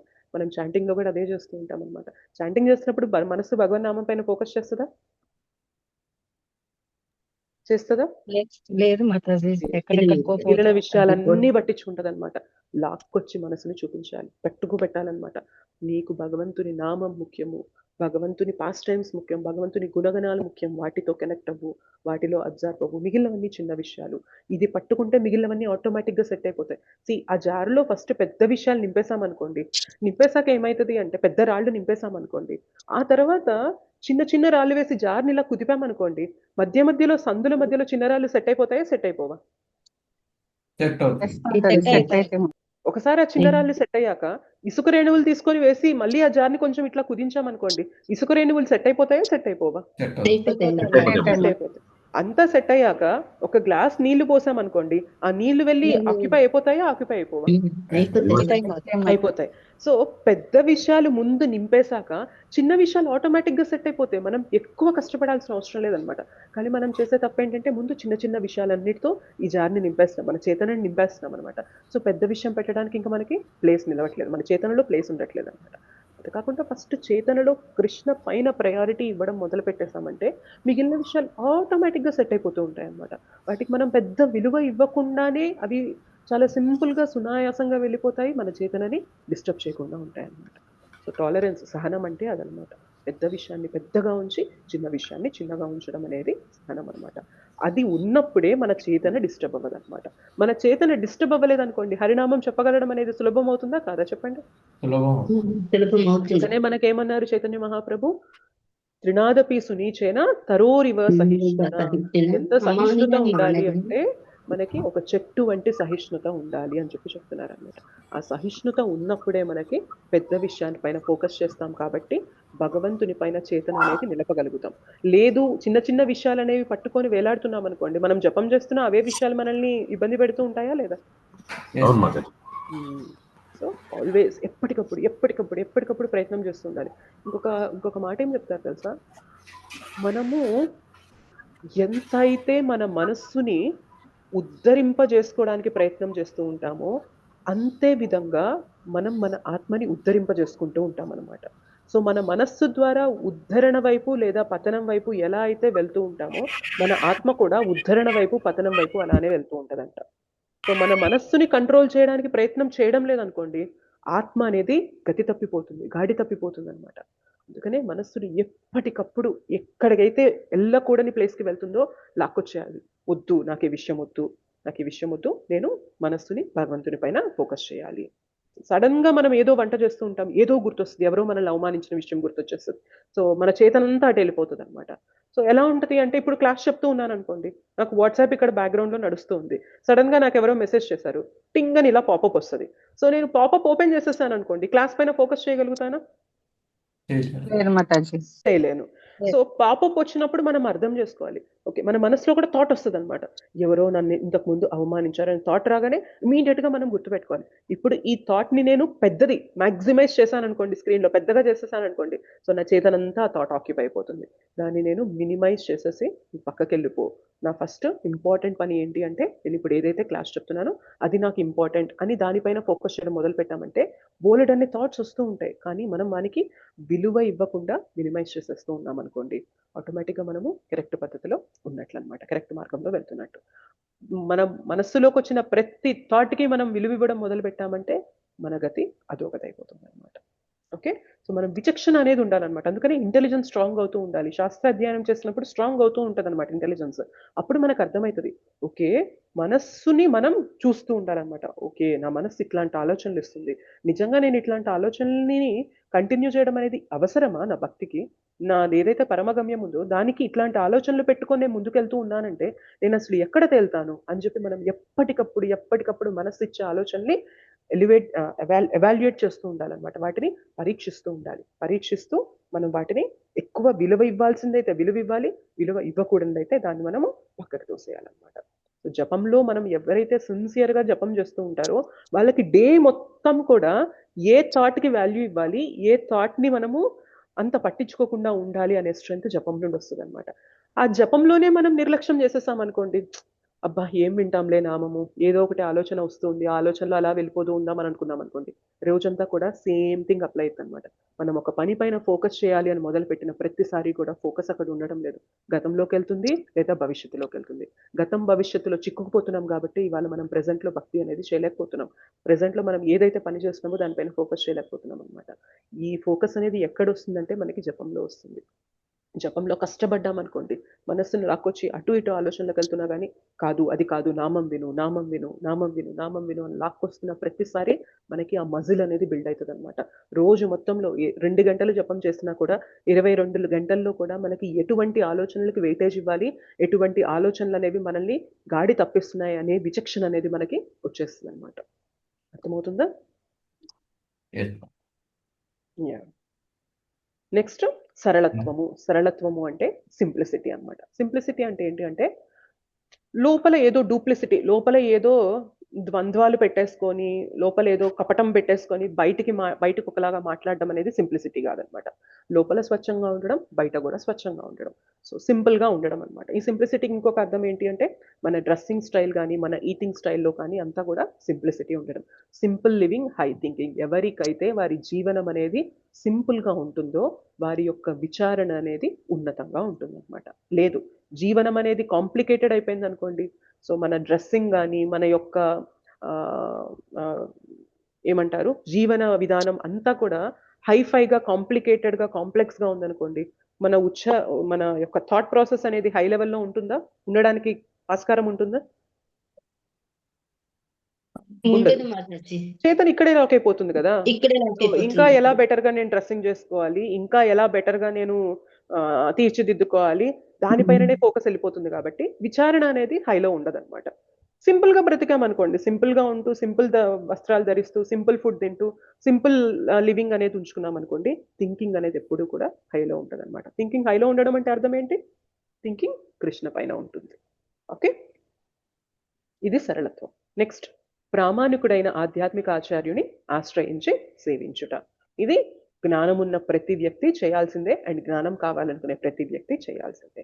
ప్రామాణికమైన ఆధ్యాత్మిక ఆచార్యుని సదా మనం సేవించి, మనం ఆల్రెడీ 4th చాప్టర్లో ఇవి చూసాము, 434లో ఆయన్ని మనం సేవించి పరిప్రశ్నలు వేస్తూ వినయంగా ఆయన దగ్గర మనము క్వశ్చన్స్ అడుగుతూ ఉంటే మనకి వారు జ్ఞానం అనేది బోధిస్తారనమాట. ఎందుకంటే వాళ్ళు ఆల్రెడీ తత్వదర్శులు, వాళ్ళు భగవంతునితో కనెక్ట్ అయిపోయి ఉన్నారు, వారికి తత్వం అనేది తెలుసు కాబట్టి మనకి ఆ తత్వాన్ని బోధన చేస్తారనమాట.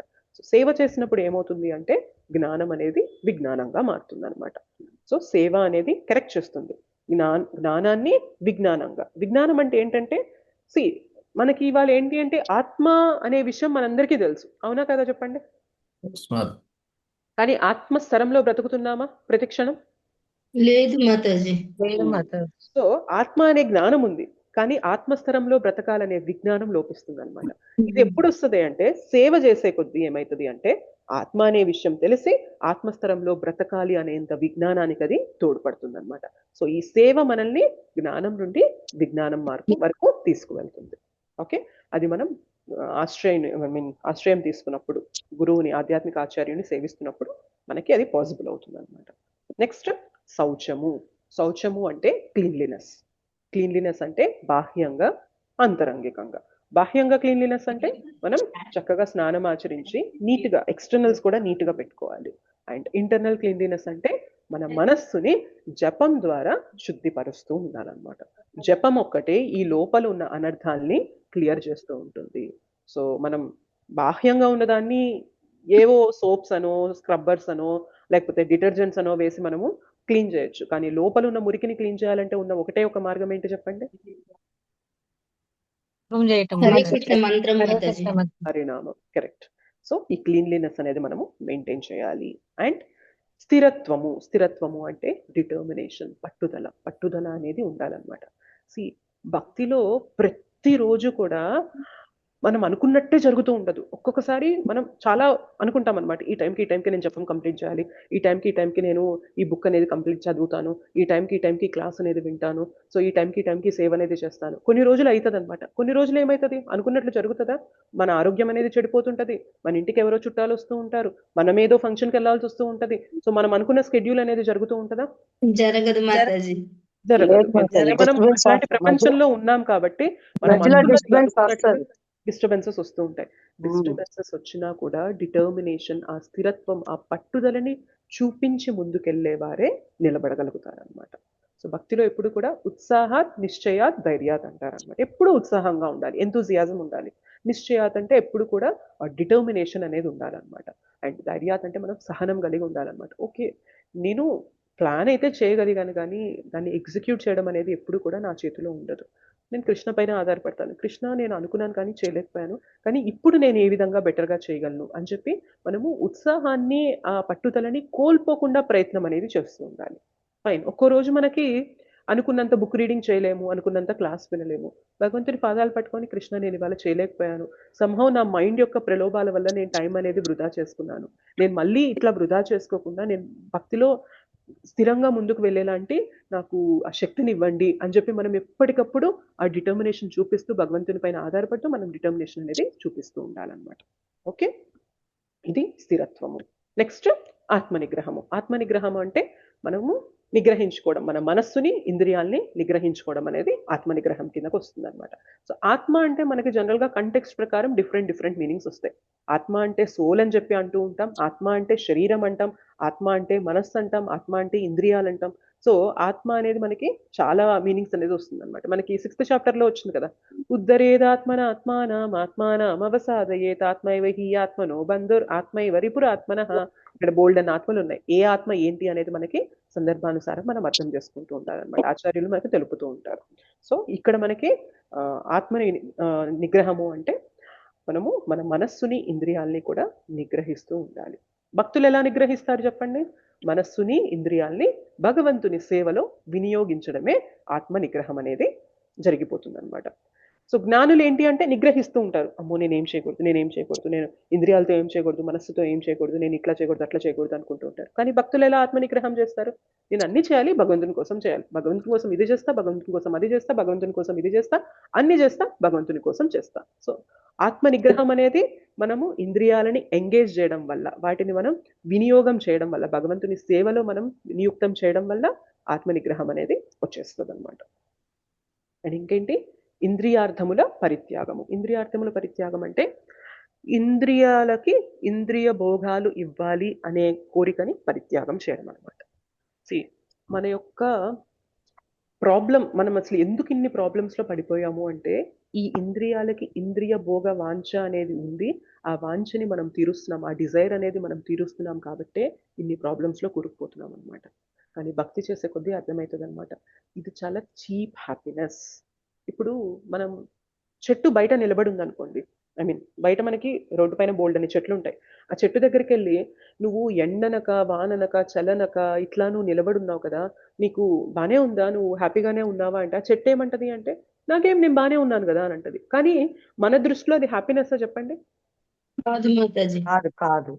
అట్లా ఎవరొచ్చి నరుకుతున్నా అట్లనే నిలబడుతున్నావు, ఏ ఎండకైనా అట్లనే నిలబడుతున్నావు, ఏ వానకైనా ఏ చలికైనా అట్లా నిలబడుతున్నావు, అసలు నీ పరిస్థితి ఏంటి ఇంత దారుణంగా ఉంది అని చెప్పి మనం అనుకుంటాం. సో అలానే ఆధ్యాత్మికంగా ఎలివేట్ అయిన వాళ్ళు మన గురించి ఏమనుకుంటారు తెలుసా? అరే హయ్యెస్ట్ హ్యాపీనెస్ కృష్ణ సేవలో దొరుకుతుంటే ఇంద్రియార్థాల వెనక పరిగెడుతూ తుచ్చమైన హ్యాపీనెస్ కోసం వెళ్తూ అది హ్యాపీనెస్ అని భ్రమలో బ్రతుకుతావేంటి అని చెప్పి ఆధ్యాత్మికంగా ఉన్నతమైన స్థానంలో ఉన్నవారు మన గురించి అనుకుంటారనమాట. సో మనం ఎలా అయితే ఇంకా అధమ స్థాయిలో చైతన్యం ఉన్న చెట్టు గురించి మనం అనుకుంటున్నామో, అరే నువ్వు హ్యాపీనెస్ అని ఫీల్ అవుతున్నావు, అదేం హ్యాపీనెస్ అని చెప్పి మనం ఫీల్ అవుతున్నామో, ఆధ్యాత్మికంగా ఎలివేట్ అయిన వారు కూడా మన గురించి అనుకుంటారనమాట. అరే నోటికి కళ్ళకి చెవులకి లేకపోతే నీ చర్మానికి నీ ముక్కుకి ఏదైతే ఆస్వాదన ఇస్తుందో దాని వెనక పరిగెడుతున్నావే, నీ మనస్సుకి ఏదైతే ఆస్వాదన ఇస్తుందో దాని వెనక పరిగెడుతున్నావే, అదేం హ్యాపీనెస్? అది అసలు తుచ్చమైన హ్యాపీనెస్, అది ఒక టెంపరీ హ్యాపీనెస్. దాని వెనక పరిగెత్తడం ఏంది? నిజమైన ఆనందము. ఆ ఆనందనిది సచ్చిదానందుడు అయిన భగవంతుని సేవలో కదా ఉంది. ఒక్కసారి ఆ ఆనందాన్ని రుచి చూస్తే నీకు అసలు ఎంత కోల్పోతున్నావు అనేది అర్థమవుతుంది అని వాళ్ళు చెప్తారనమాట. సో ఇంద్రియార్థాల నుండి మనము పరిత్యాగం చేయడం అనేది ఒక క్వాలిటీ. అండ్ అహంకార రాహిత్యం. అహంకార రాహిత్యం అంటే ఇందాక మనం హ్యూమిలిటీ చెప్తున్నప్పుడు అనుకున్నాం కదా, సో డెసిగ్నేషన్స్ అన్నమాట. నేను పలానా శరీరం, నేను పలానా దాన్ని, నాకు పలానా పొజిషన్ ఉంది, లేకపోతే నేను పలానా ఫేమస్, నాకు ఇంత స్థానంలో ఉన్నాను కాబట్టి ఐఎమ్ ఫేమస్ అనుకోవడము, సో నాకు ఇన్ని స్కిల్స్ ఉన్నాయి నేను గొప్ప అనుకోవడం, ఇదంతా ఏంటి అంటే అహంకారం కలిగి ఉండడం అనమాట. సో అహంకార రాహిత్యం అనేది ఉండాలి మనకి, అహంకారం అనేది ఉండకూడదు. నిజమైన అహంకారం ఏంటి తెలుసా మనకి? నేను భగవంతుని యొక్క దాసుని, అది మనకి నిజమైన అహంకారం అనమాట. ఆ అహంకారం మనకు ఉండాలి. దాన్ని అహంకారం అంటే మనకి జనరల్గా అహంకారం అంటే నెగిటివ్ గానే తెలుసు, కానీ దీన్ని రెండు విధాలుగా అర్థం చేసుకోవచ్చు. ఫాల్స్ ఈగో, రియల్ ఈగో అంటారు. ఫాల్స్ ఈగో అనేది మనము తీసేస్తూ ఉండాలి, రియల్ ఈగో వైపు మనం ప్రయాణం అనేది ఉండాలన్నమాట. రియల్ ఈగో అంటే మన యొక్క స్థితి, మన యొక్క పొజిషన్ ఏంటి అనేది అర్థం చేసుకోవడం రియల్ ఈగో. నేను భగవంతుని దాసుని, అది నిజమైన అహంకారం. కానీ దురహంకారం అంటే ఏంటి అంటే నేను ఈ శరీరంతో నేను ఏదైతే ఉపాధుల్లో ఉన్నానో అదే నేను అని మనల్ని మనం ఐడెంటిఫై చేసుకుంటూ ఉంటాం చూసారా, అది దురహంకారం అనమాట. అది ఉండకూడదు మనకి. అండ్ జన్మ మృత్యు జరా వ్యాధుల దోషమును గుర్తించుట. సో మనకి మెయిన్ ప్రాబ్లమ్స్ అనేవి జన్మ మృత్యు జరా వ్యాధి, ఈ నాలుగే మనకి అల్టిమేట్ ప్రాబ్లమ్స్. అంటే ఇంకా ఈ ప్రాబ్లమ్స్ నుండి బయటపడ్డామంటే మనం అన్ని ప్రాబ్లమ్స్ నుండి బయటపడతాము అని తెలుసుకోవడం అనేది జ్ఞానం యొక్క ఒక అంశం అనమాట. భగవద్గీత చదివిన తర్వాత మనకి ఇది అర్థమైందా కాలేదా చెప్పండి? భగవద్గీత చదవక ముందు తెలుసా ఇవి ప్రాబ్లమ్స్ అని, జన్మ మృత్యు జరా వ్యాధి ప్రాబ్లమ్స్ అని మనకి తెలుసా? ఏమి తెలియదు. మనకి అప్పుడు ఏం ప్రాబ్లమ్స్ తెలుసు? నా హెల్త్ ప్రాబ్లమ్ గా ఉంది, నా రిలేషన్ ప్రాబ్లమ్ ఉంది, నా ఫినాన్షియల్ గా ప్రాబ్లమ్ ఉంది, నాకు స్టడీస్ లో ప్రాబ్లమ్ ఉంది, నాకు కెరియర్ లో ప్రాబ్లమ్ ఉంది, ఇదే ప్రాబ్లమ్స్ అనుకుంటూ ఉంటాం అనమాట. కానీ భగవద్గీత అన్నిటికీ కూడా లాక్కొచ్చి చెప్తుంది అనమాట, ఓ జీవా, నువ్వు జన్మ మృత్యు జరావ్యాధి చక్రంలో చిక్కుకున్నావు కాబట్టే ఇక్కడ ఈ ప్రాబ్లమ్స్ అల్టిమేట్. కానీ వీటి వల్ల నువ్వు ఏదైతే ఫీల్ అవుతున్నావో ఇదంతా కూడా మూలం ఏంటి అంటే ఈ జన్మ మృత్యు జరావ్యాధి చక్రంలో నువ్వు ఉన్నావు కాబట్టే నువ్వు ఈ ప్రాబ్లమ్స్ ఫేస్ చేస్తున్నావు. ముందు వాటిని అర్థం చేసుకో. ఒక వ్యక్తికి రోగం అర్థమైంది అనుకోండి, ట్రీట్మెంట్ వైపు వెళ్తాడు. రోగమే అర్థం కాలేదనుకోండి, ట్రీట్మెంట్ చేయించుకుంటాడా? రోగం అర్థం చేసుకోవడం అనేది కూడా గొప్ప విషయమే, అవునా కదా? Yes or no? మనకు భగవద్గీత చదివినప్పుడు కూడా అంత పట్టిన రోగాలు వస్తున్నాయి మాతాజీ. యాక్చువల్ గా నేను అనేది ఆ రోగం గురించి కాదు, మనకి భవబంధనం అనే రోగం ఉన్నది అని అర్థం చేసుకోవడమే పెద్ద మెట్టనమాట. మనం ఇట్లా జన్మ మృత్యు జరా వ్యాధిలో చిక్కుకుపోయాము అనే విషయం కూడా చాలా మందికి అర్థం కాదనమాట. ఫస్ట్ అదంటూ అర్థమైంది అనుకోండి, మెల్లగా పరిష్కారం వైపు వెళ్ళే మార్గంలో మనం అడుగులు వేస్తూ ఉంటాం.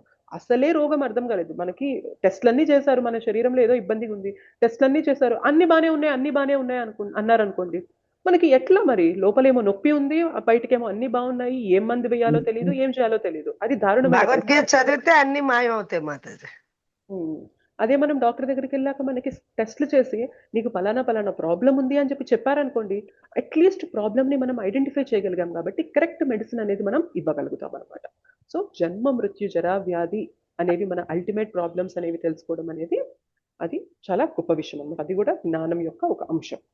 ఓకే, అండ్ ఇంకేంటి, అనాసక్తి, బిడ్డలు, భార్య, గృహము మున్నగు బంధముల నుండి విముక్తి. సో అంటే మనం ఫ్యామిలీ లైఫ్లో ఉన్నాము, మనకి భర్త, భార్య, పిల్లలు, మన కుటుంబం అందరూ ఉంటారు కదా, మరి వారిపైన ఎటువంటి ప్రేమ అనేది ఉండకూడదా? దాని అర్థం చెప్పండి. ఉండాలి మాతాజీ, అంత డిటాచ్ గా అలాగా కొంచెం. ఎగ్జాక్ట్లీ. సో బేసిక్గా మనం ప్రతి ఒక్కరితో ప్రేమగా ఉండాలి, మన ఫ్యామిలీ మెంబర్స్ కూడా ప్రేమగా ఉండాలి, కానీ ఓవర్ అటాచ్మెంట్ అనేది పనికిరాదు. ఓవర్ అటాచ్మెంట్ అంటే ఇంకా నాకు నచ్చినట్టే వీళ్ళు ఉండాలి, నాకు నచ్చినట్టే అవుతూ ఉండాలి, ఇది వీళ్ళని నేనే ఉద్ధరిస్తాను లేకపోతే నన్ను వీళ్ళే ఉద్ధరిస్తారు అని భావిస్తూ ఉంటాం చూసారా, అది ఓవర్ అటాచ్మెంట్ అన్నమాట. వీళ్ళందరినీ నాకు కృష్ణ ఇచ్చారు, మనందరం కలిసి కృష్ణ భక్తి చేస్తూ ముందుకు వెళ్ళాలి. ఒకవేళ వాళ్ళు డివోటీస్ కాదనుకోండి, ఏ విధంగా వాళ్ళని కృష్ణ భక్తి వైపు తీసుకువెళ్ళాలి? సో వాళ్ళు తత్వం చెప్తే వినడం లేదు, సరే నేను భగవత్ ప్రసాదం పెట్టి వాళ్ళని కృష్ణ భక్తి వైపు మెల్లగా తీసుకువెళ్తాను అని మనం బాధ్యతాయుతంగా భగవంతుణ్ణి సెంటర్ చేసి బ్రతుకుతూ ఉన్నాం అనుకోండి, దెన్ నో ప్రాబ్లం. కానీ భగవంతుణ్ణి పక్కన పెట్టేసి అటాచ్ అయిపోతూ ఉన్నాం అనుకోండి, చాలా ప్రాబ్లమ్స్లో చిక్కుకుపోతాం అనమాట. ఓకేనా? సో అది తామరాకు మీద నీటి బొట్టులాగా ఉండాలి మాతాజీ. ఏ మాతాజీ? తామరాకు మీద నీటి బొట్టులాగా ఉండాలి మాతాజీ. ఎగ్జాక్ట్లీ అంతే.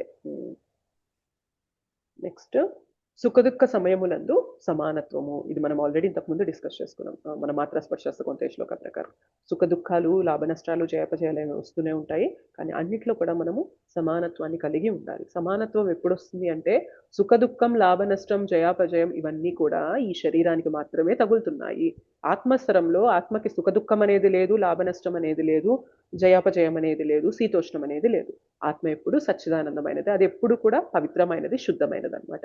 ఈ ద్వంద్వాలు అనేవన్నీ కూడా శరీరానికి మాత్రమే తగులుతున్నాయి అని తెలుసుకున్నప్పుడు ఆ సమానత్వం అనేది డెవలప్ అవుతూ ఉంటుంది అనమాట. ఓకే, అండ్ నా యందు నిత్యమగు అనన్యమైన భక్తి, ఇది భక్తులకి ఉండే స్పెషల్ క్వాలిటీ అన్నమాట. భగవంతుని యందు నిత్యంగా ఉండే అనన్యమైన భక్తి అన్నమాట. యాక్చువల్గా ఇన్ని క్వాలిటీస్ డిస్కస్ చేసాం కదా, ఈ ఒక్క లక్షణం ఉందనుకోండి, భగవంతుని పైన నిత్యమైన అనన్యమైన భక్తి ఉందనుకోండి, మిగిలిన క్వాలిటీస్ వచ్చేస్తాయా రావా చెప్పండి? వచ్చేస్తాయి మాతాజీ. మనం ఏమైనా రోజు ప్రయత్నం చేస్తూ ఉన్నామా అంటే, ఓకే నేను ఎలా సింపుల్గా బ్రతుకుతూ ఉండాలి, ఎలా డ్యువాలిటీస్ని, ద్వంద్వాలకి తట్టుకొని ఎలా బ్రతుకుతూ ఉండాలి, అట్లా స్పెషల్గా మనం ట్రైనింగ్ తీసుకుంటూ ఉన్నామా ఏమన్నా మనం భక్తి యోగ మార్గంలోకి వచ్చాక? లేదా భక్తిని ఎలా చేయాలి, భగవంతుని పైన మన చేతన ఎలా నిలపాలి, దీనిపైన ట్రైనింగ్ జరుగుతుందా మనకి? దేనిపైన ట్రైనింగ్ జరుగుతుంది చెప్పండి? అఫ్ కోర్స్ మనం దేనిపైన సాధన అనేది చేస్తున్నాం చెప్పండి? భక్తియుతంగా సాధన చేస్తున్నాం, భగవన్ నామ స్మరణ చేస్తున్నాం, భగవంతుని పైన మనం మన చేతనని ఎలా నిలపాలి అనే దానిపైన మన ఫోకస్ ఉంటుంది. ఒక్కసారి ఇది వచ్చింది అనుకోండి, ఇది పట్టుకోగలిగామనుకోండి, ఆటోమేటిక్గా మిగిలిన లక్షణాలు అనేవి వచ్చేస్తాయి అనమాట. ఇవన్నీ బై ప్రోడక్ట్స్ అనమాట, ఇవి మన మెయిన్ ప్రోడక్ట్స్ కాదు. మన మెయిన్ ప్రోడక్ట్ ఏంటి అంటే భగవంతునితో మన సంబంధాన్ని ఎస్టాబ్లిష్ చేసుకోవడం, భగవద్ భక్తి చేయడం. దాన్ని ఫోకస్ చేసామంటే మిగిలినవన్నీ ఫాలో అయిపోతాయి అనమాట. సో 1+1 ఆఫర్ లాగా అనమాట మనకి. సో ఒకటి కొంటే ఒకటి ఉచితం. భగవద్ భక్తి చేసేసామనుకోండి, ఈ దైవీ గుణాలు, ఈ జ్ఞానంతో కూడిన గుణాలన్నీ ఆటోమేటిక్గా వచ్చేస్తాయి అనమాట మనకి. ఓకే, స్పెషల్గా మనం ప్రయత్నం చేయాల్సిన అవసరం లేదు. కానీ జ్ఞాన యోగులకి ఈ భగవద్ భక్తి అనేది ఉండదు కాబట్టి వాళ్ళు వీటన్నిటికీ ప్రయత్నం చేస్తూ ఉండాలి. ఓకే, భక్తిలో సులభమైన పద్ధతి అని ఎందుకంటారంటే, నువ్వు భక్తి ఒక్కటే చేస్తే చాలు, భగవంతునిలో ఈ లక్షణాలు అనేవి పరిపూర్ణంగా ఉంటాయి కాబట్టి మనం భగవద్ భక్తి చేస్తున్నప్పుడు భగవంతుని యొక్క లక్షణాలు మెల్లమెల్లగా మనలో కూడా డెవలప్ అవుతూ ఉంటాయి అన్నమాట. బికాస్ భక్తి చేస్తూ భగవంతునితో కనెక్ట్ అవుతున్నాం కదా, మనం ఎవరితో అయితే కనెక్ట్ అవుతామో వారి లక్షణాలు మనకు వస్తాయా రావా చెప్పండి? వస్తాయి. మనం చెడ్డవారితో కనెక్ట్ అయ్యామనుకోండి, చెడు లక్షణాలు వచ్చేస్తాయి. మంచి వారితో కనెక్ట్ అయ్యామనుకోండి, మంచి లక్షణాలు వస్తాయి. భగవంతునితో కనెక్ట్ అవుతున్నాం అనుకోండి, దైవీ గుణాలు వచ్చేస్తాయా రావా? ఫాలో అయిపోతాయి అన్నమాట. మనం భక్తి చేస్తూ ఉంటే మిగిలిన లక్షణాలు అనేవి అన్ని కూడా ఫాలో అయిపోతాయి. ఆల్వేస్ గుర్తుపెట్టుకోండి, ఈ లక్షణాలు అనేవి మంచితనం వల్ల, అంటే మన సత్వగుణం వల్ల కూడా ఈ లక్షణాలు అనేవి వస్తాయి, భగవద్ భక్తి వల్ల కూడా ఈ లక్షణాలు అనేవి వస్తాయి. అయితే సత్వగుణంలో ఈ లక్షణాలు వచ్చిన దానికి, భక్తి వల్ల ఈ లక్షణాలు వచ్చిన దానికి డిఫరెన్స్ ఉంటుందన్నమాట. ఏంటి అంటే డిఫరెన్స్, ఒకసారి హిస్ గ్రేస్ గౌరాంగ దర్శన్ ప్రభుజీ చెప్పారనమాట. ఏమన్నారు అంటే, యాక్చువల్గా వాళ్ళ ఆశ్రమంలో ఉంటారు కదా ఒక ప్రభుజీ, చిన్నప్పుడు వాళ్ళ ఫ్రెండ్స్ ఎవరో ఉంటారు కదా, ఒక మాతాజీని కలిసారంట. కలిసినప్పుడు ఆ మాతాజీకి మ్యారేజ్ అయిపోయింది, అంతా సెటిల్ అయిపోయింది ఆ ఫ్యామిలీ అనేది. అయితే ఆ మాతాజీ వాళ్ళు చిన్నప్పుడు వాళ్ళు ఎగ్ అంటే కోడిగుడ్డు అనే మాట వింటేనే వాళ్ళకి కడుపులో తిప్పేసి వామిటింగ్ వచ్చేంత సెన్సేషన్ వచ్చేసేదంట. సో ఆ మాతాజీ వాళ్ళకి ఏంటి, కోడిగుడ్డు మాంసము ఇట్లా మాటలు వింటేనే కడుపులో తిప్పేసి వామిటింగ్ వచ్చేసేంత సిచ్యువేషన్ ఉండేదంట. అయితే తర్వాత ఆ మాతాజీ పెద్దగా అయిపోయారు, పెళ్ళి అయిపోయింది.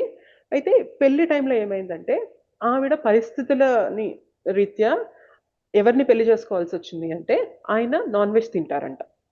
సో ఆవిడ ఏమన్నారంటే, ఫైన్, నువ్వు తింటావు కదా, నువ్వు ఏదైనా కానీ ఇంటి బయట చేసుకునిరా, ఇంట్లోకి మాత్రం తెస్తే నేను ఊరుకోను అని చెప్పి ఆ మాతాజీ చెప్పారంట. సరే, వాళ్ళ అగ్రిమెంట్ ప్రకారం పెళ్లి చేసుకున్నారు. సో ఇంట్లో ఆవిడైతే ఏమీ చేయడం లేదు, ఆయన కూడా ఏం తీసుకురావడం లేదు, బయటనే తింటూ ఉన్నారు. అలా కొంతకాలం గడిచింది. కొంతకాలం అయ్యాక ఆవిడ కనిపించిందంట, పాపం ఎప్పుడు తినాలన్నా కానీ బయటికి వెళ్ళే తింటున్నారు కదా, సరే ఎనీవే బయటైనా తినేది అదే కదా, నేను దాన్ని ఇంటికి ఆర్డర్ పెట్టుకొని తినే పర్మిషన్ ఇచ్చిందనమాట ఆవిడ. ఓకే, ఇప్పటిదాకా హోటల్కి వెళ్ళి తిన్నావు, బయట రెస్టారెంట్కి వెళ్ళి తిన్నావు, సో నువ్వు ఏదైతే తింటున్నావో అదే ఇంట్లో తెచ్చుకొని తిను, పర్లేదులే, ప్రతిసారి ఏం వెళ్తావు, నీకు తినాలనిపించినప్పుడల్లా ఇంత దూరం ట్రావెల్ చేసి వెళ్ళాలి కదా, నీకు కావాల్సింది నువ్వే ఆర్డర్ పెట్టుకో, ఇంటికి వచ్చేసి తినేసే, కానీ ఇంట్లో చేసేది మాత్రం లేదు అని చెప్పి చెప్పిందంట. సో ఆయన మెల్లగా ఈ జొమాటో స్విగ్గీలో ఆర్డర్లు పెట్టేసుకొని ఇంటికి వస్తే అది తినడం మొదలు పెట్టారు, నాన్ వెజ్ అనేది. కొంతకాలం అయ్యాక ఆవిడ చూసిందంట, యాక్చువల్గా బయట ఫుడ్ సరిగా కుక్ చేయక నీట్గా ఉండి లేక ఇట్లా ఉంటుంది కదా, ఆవిడ చూసి ఫీల్ అయిందంట, అయ్యో నువ్వేంది ఇట్లాంటిది తింటున్నావా, ఇట్లా తింటే హెల్త్ ఏమవుతుంది నీకు అని చెప్పి, సరే నీకోసం ఏం చేస్తానంటే, నీ కోసం నేను చేస్తాను, నేను మాత్రం తినను కానీ నీ కోసం నేను చేస్తాను అని చెప్పి చెప్పిందంట. సో మెల్లగా ఆవిడ నాన్ వెజ్ చేయడం మొదలు పెట్టిందంట. అలా కొంతకాలం గడిచింది. కొంతకాలం గడిచాక ఆవిడకి అనిపించిందంట, యాక్చువల్గా మనం ఏదైతే చేసి పెడుతున్నామో దాని రుచి ఎలా ఉంది అనేది మనం తెలుసుకున్నాం అనుకోండి, దానికి తగ్గట్టుగా కొంచెం మార్పులు చేర్పులు చేస్తామా లేదా వంటలో? Yes or no? ఆవిడకి ఏమనిపించిందంటే, ఎలాగో వాళ్ళ హస్బెండ్కి వండి పెడుతున్నాను కదా, సో అసలు ఇది ఎలా ఉంటుంది టేస్ట్ అనేది తెలుసుకుంటేనే కదా ఎలా చేయాలి, ఎలా బెటర్గా చేయాలి అనేది నాకు అర్థమైంది అని చెప్పి చేసింది, తినడం కూడా మొదలైంది అనమాట. సో చూసారా, ఇనీషియల్గా వాటి మాట వింటేనే ఆవిడకి కడుపులో వికారం వచ్చే స్థితి నుండి పరిస్థితి ఎలా వచ్చింది అంటే, ఆవిడే ఇవాళ కుక్ చేసి ఆమె తింటూ ఇంకా నాన్ వెజ్ రెసిపీస్ అనేవి రాస్తూ ఆమె వీడియోస్ అనేవి పెడుతూ ఉందంట. ఇంత స్థితికి వెళ్ళిపోయింది అనమాట. సో ఏవైతే మంచి గుణాలు ఒకప్పుడు ఉన్నాయో అవి సత్వగుణంలో ఉన్న గుణాలు ఎక్కువ కాలం నిలబడవన్నమాట మనకి. కానీ భగవద్ భక్తి చేస్తున్నప్పుడు ఏవైతే గుణాలు మనం డెవలప్ చేసుకుంటామో ఆ గుణాలు అనేవి మనకి చిరకాలం ఉంటాయన్నమాట. అర్థమైందా? ఇప్పుడు గుణాలు సత్వగుణంలో ఉన్నప్పుడు, గుణాలు భక్తి వల్ల వచ్చినప్పుడు డిఫరెన్స్ అర్థమైందా? ఉంటదన్నమాట. మనకి తెలియదు, మనకి తెలియకుండానే మెల్లమెల్లగా పడిపోతూ ఉంటాం అనమాట. కానీ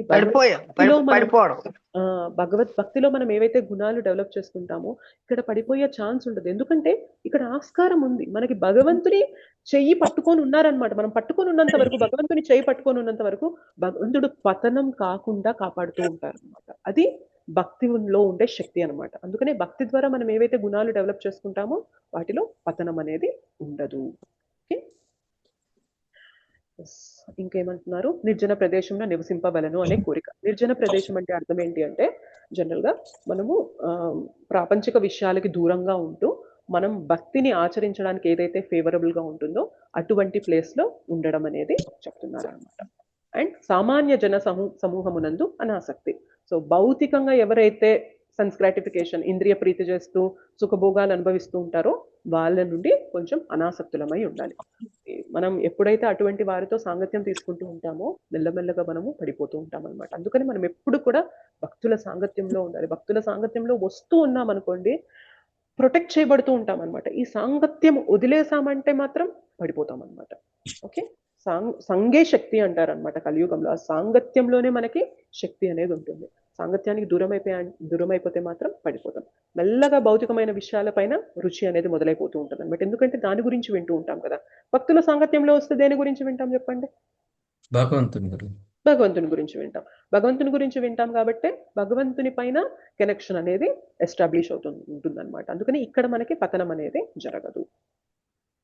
నెక్స్ట్ ఆత్మానుభూతి ప్రాముఖ్యమును అంగీకరించుట. సో ఆత్మానుభూతి ఎంత ముఖ్యమైనది అని తెలుసుకొని పరతత్వం యొక్క తాత్విక అన్వేషమును అనునవన్నీయును లాస్ట్ నుండి ఏవైతే చెప్పారో ఆత్మానుభూతి ప్రాముఖ్యాన్ని తెలుసుకోవడము, పరతత్వం యొక్క తాత్విక అన్వేషణము అనేవి ఈ రెండు కూడా జ్ఞాన యోగులకు చెందినవన్నమాట. ఇవి భక్తికి రిలేటెడ్ కాదు కానీ బట్ ఆత్మానుభూతి పరతత్వం గురించి తెలుసుకోవడం ఇదంతా కూడా జ్ఞానయోగ మార్గంలో ఉండేవారు చేసే పద్ధతి అనమాట. ఓకే, సో ఈ 20 అంశాలు అనేవి మనకి జ్ఞానం యొక్క అంశాలుగా చెప్పబడుతున్నారు. సో ఎవరికైతే జ్ఞానం ఉంటుందో వారిలో ఈ 20 లక్షణాలు గుణాలు అనేవి కనిపిస్తాయి. ఎవరైతే జ్ఞానం కావాలి అనుకుంటున్నారో ఈ 20 లక్షణాలు గుణాలు అనేవి పెంపొందించుకోవాలి. వీటన్నిటిలో కల్లా టాప్ మోస్ట్ ఏంటి అంటే భక్తి చేస్తూ ఉంటే ఏమవుతుంది అంటే ఈ దైవీ గుణాలు అనేది మనలో ఆటోమేటిక్గా డెవలప్ అయిపోతాయి అన్నమాట. ప్రత్యేకించి ప్రయత్నించాల్సిన అవసరం లేదు. సాంగత్యంలో ఉంటూ సేవ చేస్తూ మనం భక్తి చేస్తున్నామంటే మనలో హ్యూమిలిటీ డెవలప్ అయిపోతుంది, అర్థమైపోతుంది అనమాట. మనం ఇంట్లో కూర్చొని మనం చేసేదే గొప్ప అనుకుంటూ ఉంటాం జనరల్గా. అదే సాంగత్యంలోకి వెళ్ళామనుకోండి అర్థమైంది చుట్టూ ఎంతమంది వైష్ణవులు ఎంత సేవ చేస్తున్నారో, అసలు నేను చేసేది ఏ పాటిది అని మనకి ఆటోమేటిక్గా హ్యూమిలిటీ వచ్చేస్తుందా లేదా చెప్పండి? మనం ఇంట్లో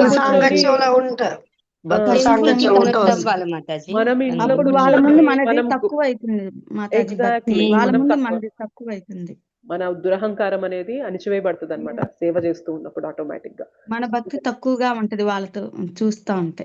ఎగ్జాక్ట్లీ. సాంగత్యంలో ఉంటూ భగవద్భక్తి చేస్తూ ఉన్నామంటే ఈ లక్షణాలు అనేవి మనకి డెవలప్ అయిపోతాయి అన్నమాట. ఓకేనా? క్లియరా? క్లియర్ మాతాజీ. హరి బోల్ బాగా చెప్పారు మాతాజీ. హరే కృష్ణ. అది కూడా మాతాజీ టెంపుల్ కి కనెక్ట్ అయ్యి ఉంటే అంత కొంచెం మనం బాగా ప్యూరిఫై అవుతాం కదా మాతాజీ. బాగా కాంగ్రిగేషన్ లో ఉండాలి, మనం కనెక్ట్ అయ్యి ఉండాలి, సాంగత్యంలో ఉండాలి. మాతాజీ గౌరవం ఆశ్రమం ఉందా మాతాజీ? ఎక్కడ అది? గౌరాంగ దర్శన్ ప్రభుజీ వాళ్ళు ఉండేది ఎక్కడ మాతాజీ? మన జీవి గోవర్ధన్ ఇకో విలేజ్, ముంబై దగ్గర ఉంటుంది మాతాజీ. ఆశ్రమం ఉందా మాతాజీ? ఉంది, అక్కడ ఉంది మాతాజీ. వెళ్ళాం మాతాజీ ఏకో విలేజ్, చాలా బాగుంటది మాతాజీ. 2 టైమ్స్ బొంబాయిలో ఉన్నాను, 2 సార్లు వెళ్ళాను మాతాజీ. Very nice. హరి బోల్ మాతాజీ. చాలా బాగుంది. ఎక్కడ ఉంది మాతాజీ? ముంబై దగ్గర ఉందాం. హరే కృష్ణ. ముంబైకి 3 గంటల జర్నీ. 3 గంటల జర్నీ ముంబైకి ట్రైన్. ముంబై నుంచి 3 గంటల జర్నీ మాతాజీ. 3 గంటలు. చాలా బాగుంటుంది. హరే కృష్ణ మాతాజీ. ఏమైనా క్వశ్చన్స్ ఉన్నాయా? క్వశ్చన్స్ ఉంటే డిస్కస్ చేద్దాము, లేదంటే క్లోజ్ చేద్దాం. ఆల్రెడీ లేట్ అయిపోయింది క్లాస్ అనేది. హరే కృష్ణ మాతాజీ. దండవత్ ప్రణామం. దండవత్ ప్రణామం మాతాజీ. మాతాజీ ఈరోజు ఈ క్లాస్ పెట్టండి మాతాజీ. మళ్ళీ ఒకసారి మేము వినడానికి ప్రయత్నిస్తాము. యూట్యూబ్ పెట్టండి. పెడతాను కొంచెం సేపట్లో పెట్టి మీకు లింక్ పంపిస్తాను. మళ్ళీ పట్టుకెళ్ళి ఆలకిస్తాం. హరే కృష్ణ మాతాజీ. దండవత్ ప్రణామ్. దండవత్ ప్రణామ్. హరే కృష్ణ మాతాజీ. మాతాజీ ఒక చిన్న క్వశ్చన్ మాతాజీ. చెప్పండి. అది ఆధ్యాత్మిక ప్రపంచం ఎంత శాతం ఉంది, భౌతిక ప్రపంచం ఎంత శాతం ఉంది మాతాజీ? అది మనకి 3 రెట్లు ఆధ్యాత్మిక ప్రపంచం ఉంటే 1 రెట్లు ఇది అంటారు మాతాజీ. అంటే 75% అదైతే 25% ఇది. అయినా గాని మనం భౌతిక ప్రపంచానికే అట్రాక్ట్ ఎందుకు అవుతాం మాతాజీ? చిన్నగా అది ఉంది. ఎందుకంటే మనకి ఈ టెంపరరీ హ్యాపీనెస్ పైన ఎక్కువ మైకం ఉందన్నమాట. మనకి దానిపైన ఎక్కువ అటాచ్మెంట్ ఉందన్నమాట.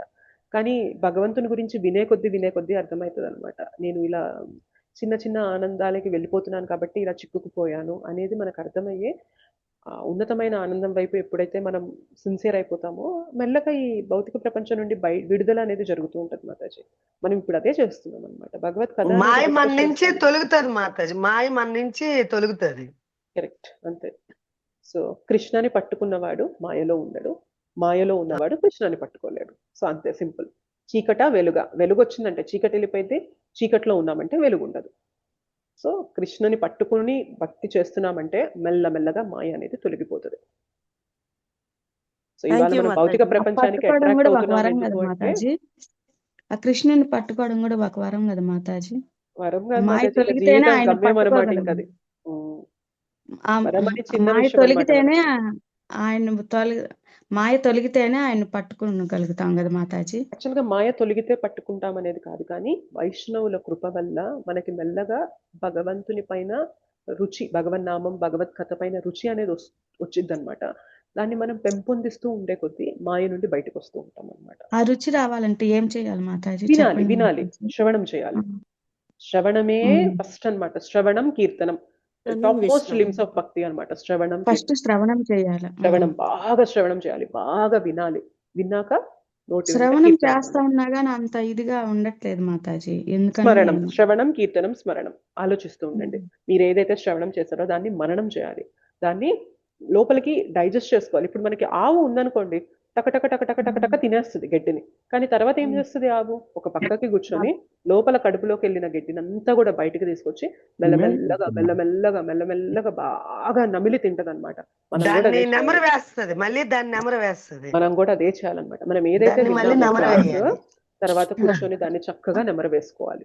ఏం పాయింట్ తెలుసుకున్నాను ఇవాళ, ఏంటి నేను మార్చుకోవాలి నా జీవితంలో, నా ఆలోచన విధానంలో ఏం మార్చుకోవాలి, నేను ఇంకా ఎలా బెటర్గా సిన్సియర్గా అవ్వాలి, ఇవాళ విన్న క్లాస్లో నేను ఏం ఇంప్లిమెంట్ చేయాలి, దాని గురించి మనం నెమరు వేయాలి, మననం చేయాలి. అప్పుడే మనలో ఆ పరివర్తన అనేది వస్తుంది అనమాట. జస్ట్ వింటున్నాం వదిలేస్తున్నాం, ఈ చెవితో వింటున్నాం ఈ చెవితో వదిలేస్తున్నాం అనుకోండి, మార్పు అంత రాదు. సో వినడం అంటే అర్థం ఏంటి అంటే, వినడంలో లోపల మన మననం కూడా జరగాలన్నమాట. ఓకేనా? Thank you Mataji. Thank you Mataji. Thank you Mataji. Mataji ఇప్పుడు 20 అంశాలు చెప్పారు. ఇవన్నీ కూడా జ్ఞానంకి సంబంధించినవి కదా Mataji? Yes Prabhuji. Okay. Yes, ఇవన్నీ జ్ఞానానికి సంబంధించినవి. ఇవి కాకుండా మిగిలినది అజ్ఞానం అని చెప్తున్నారు కృష్ణ. అంటే 6 ప్రశ్నల్లో జ్ఞానానికి సంబంధించింది ఇది. నిన్న 24 ఎలిమెంట్స్ అన్ని క్షేత్రం గురించి, క్షేత్రం వాటి గురించి.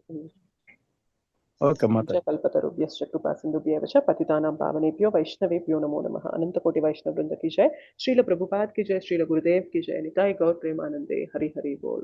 Thank you so much Mataji and Prabhudev for giving me. हरे कृष्ण माताजी, धन्यवाद माताजी. हरे कृष्ण माताजी, दंडवत प्रणाम. हरे कृष्ण माताजी, दंडवत प्रणाम माताजी. हरे कृष्ण माताजी, दंडवत प्रणाम. हरे कृष्ण माताजी, दंडवत प्रणाम. हरे कृष्ण.